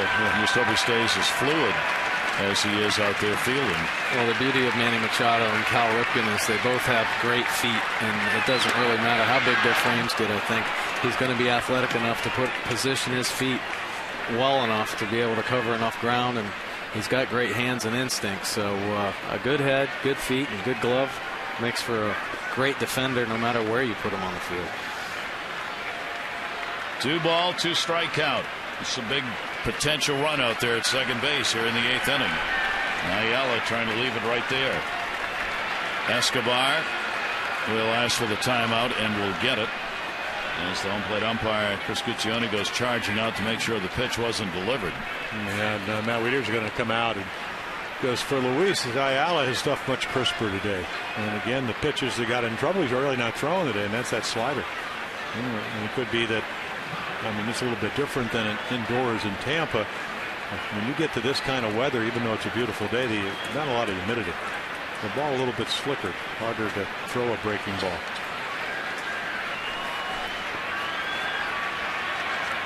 The Wieters make sure no issue about what's going to be thrown here.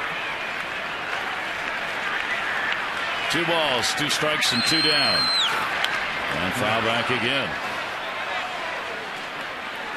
The Oriole infield playing into pull. They've got Hardy almost behind second. McLouth is way in and way over in left field.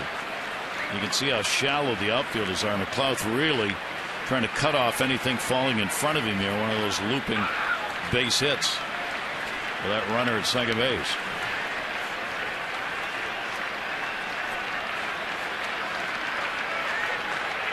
Escobar 2-2. Real battle joined here. Lee and Ayala. And Ayala wins it. He gets the strike. No runs, 1 hit, no errors, and 1 left on base. The Orioles, Reimold, McLeod, Manny Machado do up.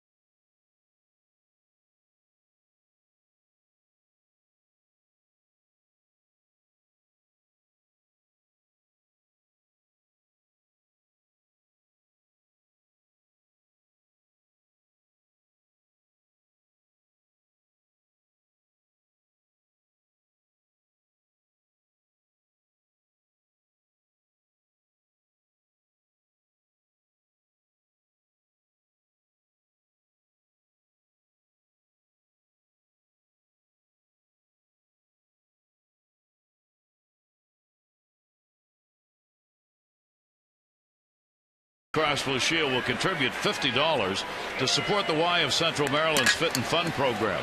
To date, the Orioles have drawn 12 walks, a total of $600. Care First Blue Cross Blue Shield encourages each of us to take that first step towards a healthier and more active lifestyle.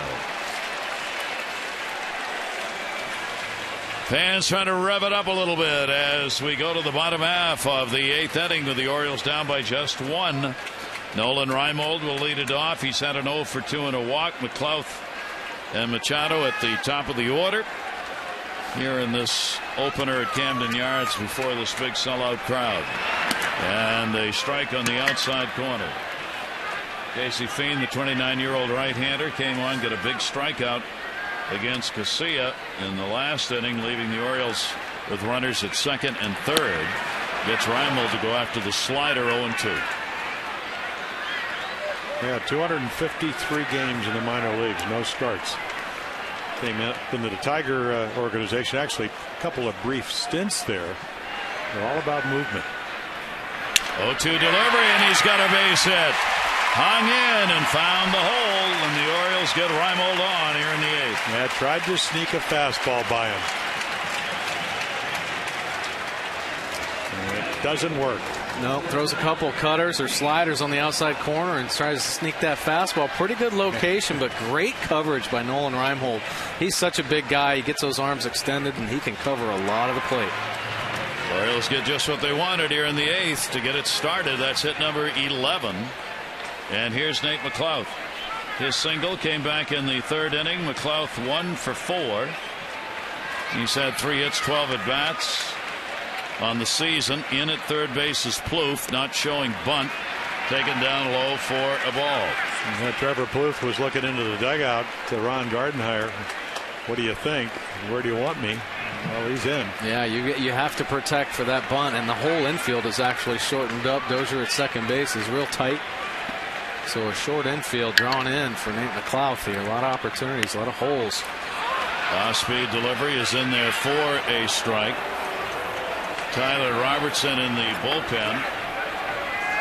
There have been 3 out of the bullpen so far, in addition to Liam Hendricks, the starter for the Twins today. 1 ball, 1 strike count.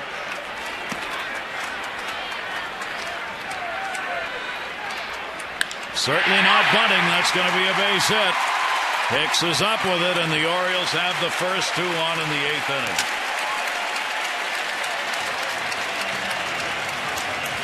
So McLouth's got a 2-hit ball game, a 2 for 5, and the Orioles have a dozen hits.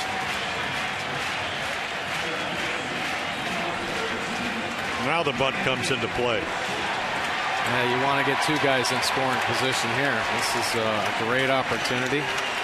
Manny Machado, a young enough player to where he should know how to bunt. If he's a veteran player, a lot of times they don't practice that bunt, but Manny being young enough. Even though he was the wonder kid coming through the minors. Right. We'll see. Well, I will say this. Player development tells every young player, it doesn't matter where you hit, 4th, 3rd in the minor leagues, you will be asked to bunt when you make it to the major leagues as a young player. The other good part of it is you have speed on the bases with McLouth and Reimold out at second. Yeah. Machado, an RBI single, 1 for 4. The defense still being set here as Plouffe at third, making sure everybody knows he wants to, obviously, to stay back on a bunt, be able to try and get a force out there. Morneau, though, is really going to have to charge from first, and he's not even close enough to do that. And the bunt towards that direction is fouled off. Well, maybe not. He doesn't. That was not a particularly good approach. You'd love to keep the barrel of the bat above the handle and just kind of use your legs kind of like an elevator to go up and down. The minute you drop the bat, and of course that's what all you ever did when you came up before the DH, work on your bunting. And the bat head has to be out in front of the plate. Otherwise, it's almost impossible to bunt the ball fair. Machado has had only 1 sacrifice in his entire pro career. He now has 2. Maybe a play at third, but he decided to go to first, and he executes the sacrifice. Well, he does get it down, and you're right about not being a perfect bunt, but it was perfect enough to advance the runners, and that's all that matters. Well, you see he makes the adjustment here. Yeah, he sets himself up a lot earlier, gets the bat hat out in front of the plate. And the fans really appreciate that. A little bit of small ball, get 2 runners in scoring position. And that will bring up Nick Markakis. McLeod moves up.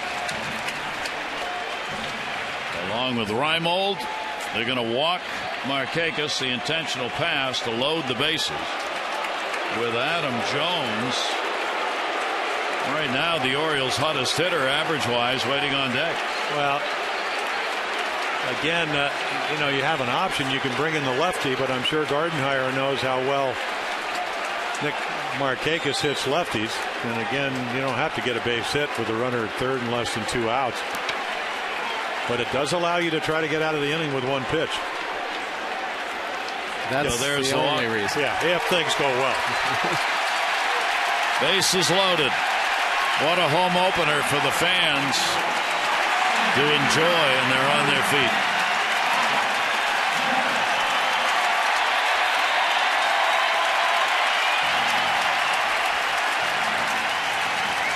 Well, Adam Jones last year was tied for first in late inning pressure situation, go ahead and game winning RBIs. This is one of those situations. Late inning, 1-run ball game, bases loaded, and 1 out. And a piece of paper right at the foot of the pitcher.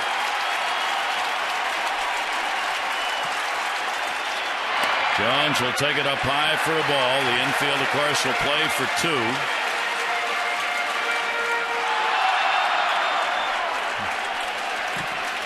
I mean, how do you go? The umpire can't see that hot dog wrapper right out in front of the pitching mound. 1-0. Jones and a swing on that slider down and away. 1-1. Well, this is what we talked about earlier. If the pitcher is in trouble, I've been here. You have to get one of the better hitters in baseball out, and you'd love to be able to do it and not have to throw a strike. And that was ball 2, if he takes it. Orioles 1 for 7, runners in scoring position today. Pitch moved in a little bit this time, 1-2. Yeah, Gary, I think that's that little cut fastball. Just a little bit of a movement. About 5 miles per hour slower than his. And the intention is if you don't get the swing and a miss, which he gets here, maybe you get the ground ball and turn the double play.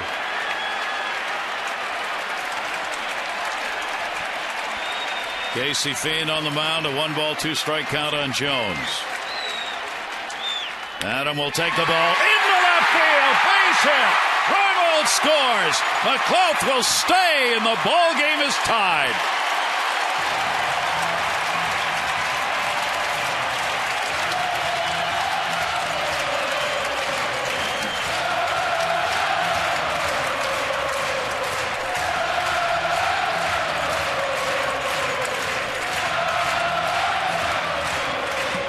Jones has done it again.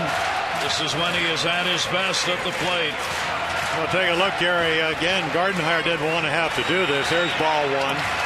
Chases ball 2, 1-1. Swings through. And then right here, again, the strength of Adam Jones. Again, the shortstop up the middle. And the ball gets by him, but again, hits sharp enough that can't score the 6th run.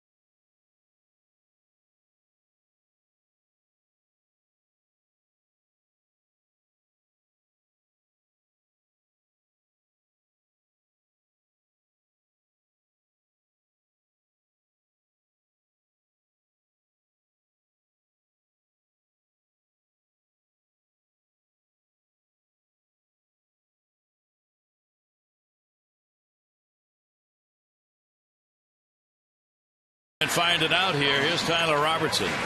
Yeah, again, he is a power pitcher. 55 strikeouts, 53 innings at AAA Rochester, and the big leagues last year did not have a good spring training, where he gave up 11 earned runs in 12 2/3 innings, but in 25 innings in the big leagues walked 14. So, boy, I mean, this is really what it's all about. Power pitcher. You have a guy that's about as hot as anybody in baseball, but can strike out, even though he's been much more disciplined this year than Chris Davis. Bases remain loaded. Ball game is tied at 5 in the bottom of the 8th.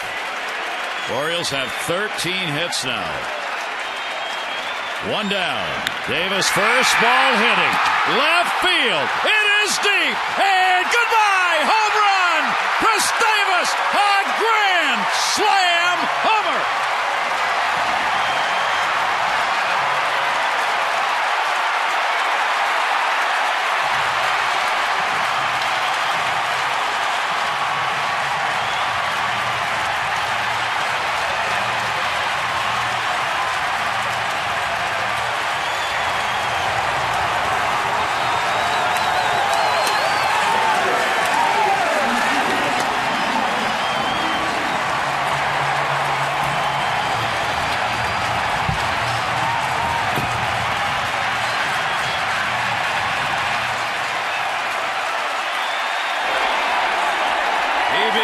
Just the 4th major league player ever to homer in 4 straight games to start a season.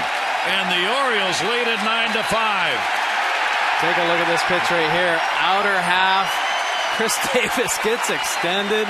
That pitch might have been off the plate, but he did not want to waste any time. And it just shows you his power as he comes out for that curtain call. Wow. He has put himself in an elite category. 4 home runs in 4 games to start the season.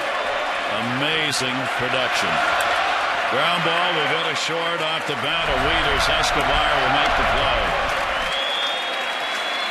So Chris Davis in this ball game has a 5 RBI game. He got 1 on the sac fly. He now has 16 RBIs in the first 4 games. It's a good start. That will work out. Should we do the projections? No. Just leave it right where it is. Well, take if you're Tyler Robertson. The bases are loaded. You want to come in. You want to establish your stuff. You don't make a horrible pitch. The next thing you know, you're getting another ball because you just gave up a grand salami. It wasn't a horrible pitch. No, it wasn't. Pitch was actually off the plate down. But we saw that with Hellickson when he hit the 3-run home run. It was about an inch off the outside corner, and he hit it over the exits in left field. He is such a dangerous hitter. He can cover every part of the plate. Pedro Strop getting ready. It is not a save situation.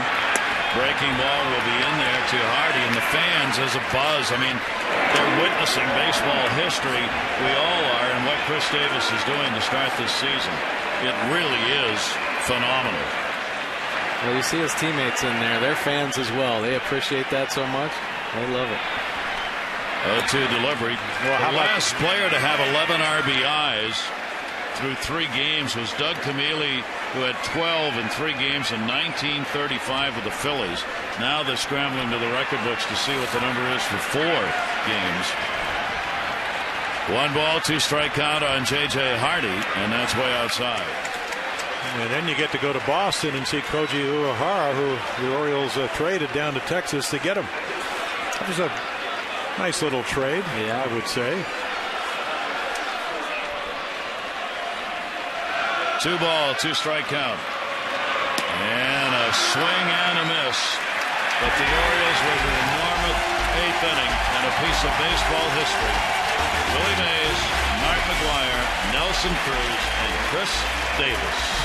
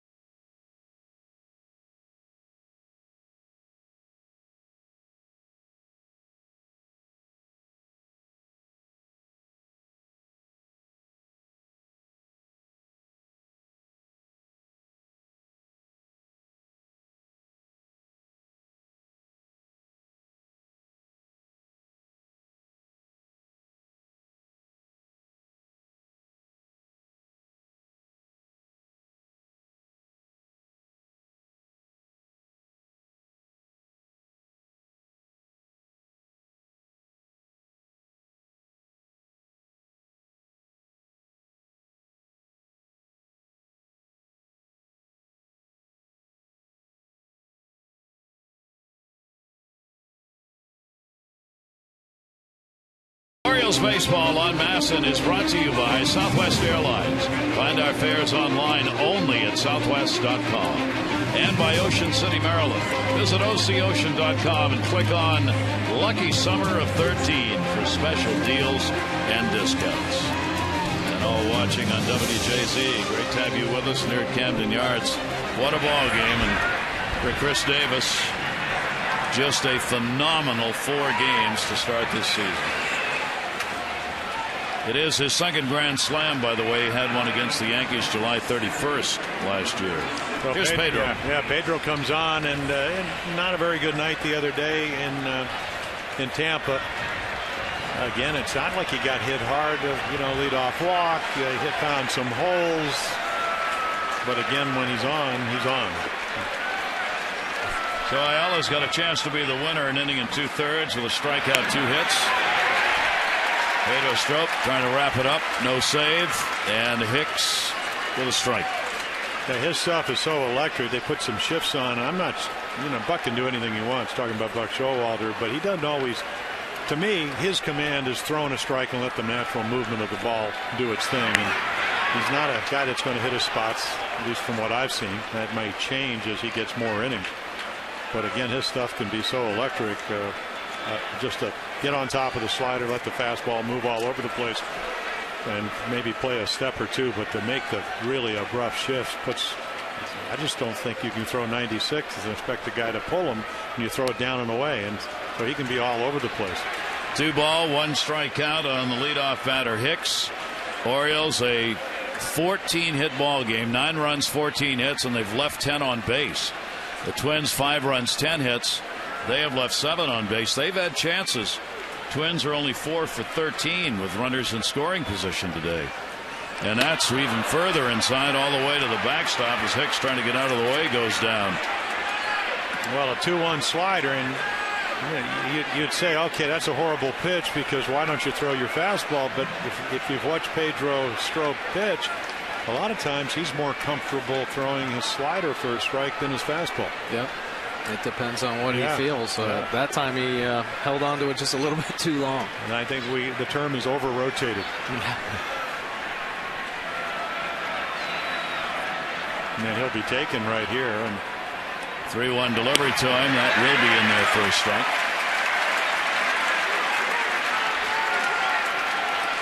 We talked about it early. The Orioles now have 6 home runs, and all 6 have been with runners on base.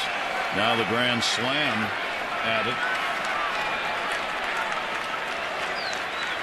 The 9 runs here. The Orioles have scored 29 runs, and 16 of them have involved a home run.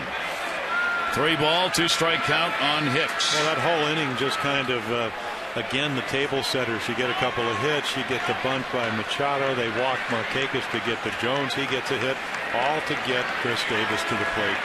Seems like that's the way it's been the first 4 games. Yeah, that was a great offensive inning. 3-2. That'll go to McCloud.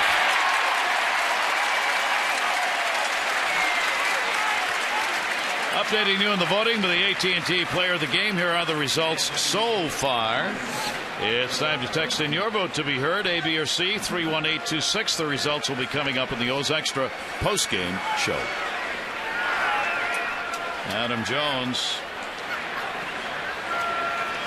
Yeah, it's kind of, I smile a little bit.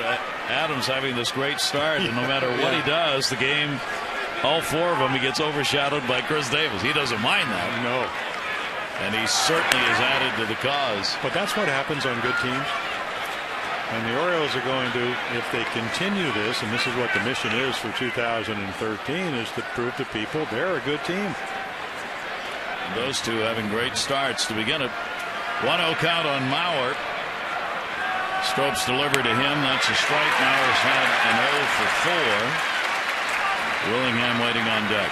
Yeah, and the beauty of this Orioles offense is we just saw a side-by-side of Chris Davis and Adam Jones. Well, next week it could be Nick Markakis and Manny Machado. And the week after that it could be Matt Wieters and J.J. Hardy. I mean, there's just so much potential there in this offense. Here's the 1-1 delivery. Mauer will chop that one down to first base. Davis will get it to Strop.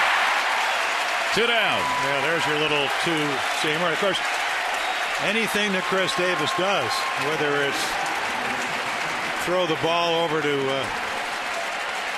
Pedro Strop, they're going to cheer. And why not? That's what they came out here. 46,000 to see him hit the fly ball about 380 feet with the bases loaded. And there's your 9-5 lead. Orioles 1 out away, and here is Willingham. The Orioles in home openers 15-6. Chance to make that 16 with one more out, with a full house on their feet. And Strop looking at Willingham, who's had 2 doubles. 2 for 4 ball game, and the pitch is in there for a strike.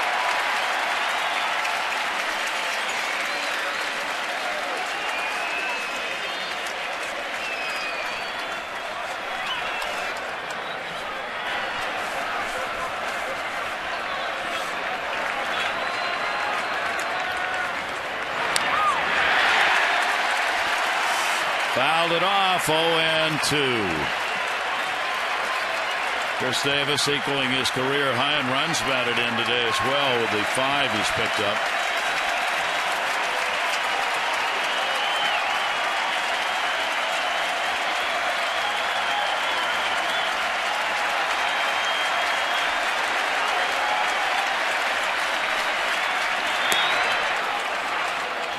One and 2 on Willingham.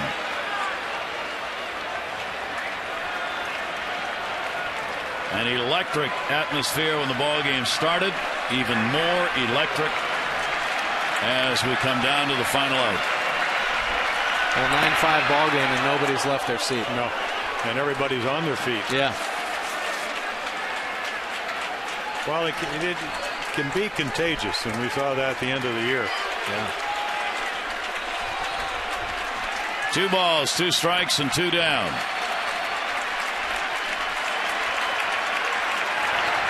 Check swing. Tag put on. Nope. Well, that's a pretty good pitch, though, from Pedro Strop. That was a great pitch. That's the pitch that he has success with. 95-mile-an-hour fastball and then a hard slider down away. And he almost got the chase. Yeah. Oh, that was a very nice take by Josh Willingham not to swing at that pitch. But then again, he could stop the bat with the best of them because of the strength. 3-2, 2 down. Willingham waiting. Strop delivers, and this one's over. And the Orioles have a marvelous home opener as they come away with a magnificent 9-5 win. And another big day for Chris Davis. And another powerful offensive display with the 14 hits put up on the board. So the Orioles make it even more exciting than all the excitement that it began with. And the Orioles now go 3-1 on the early season. The final, the Orioles 9 and the Twins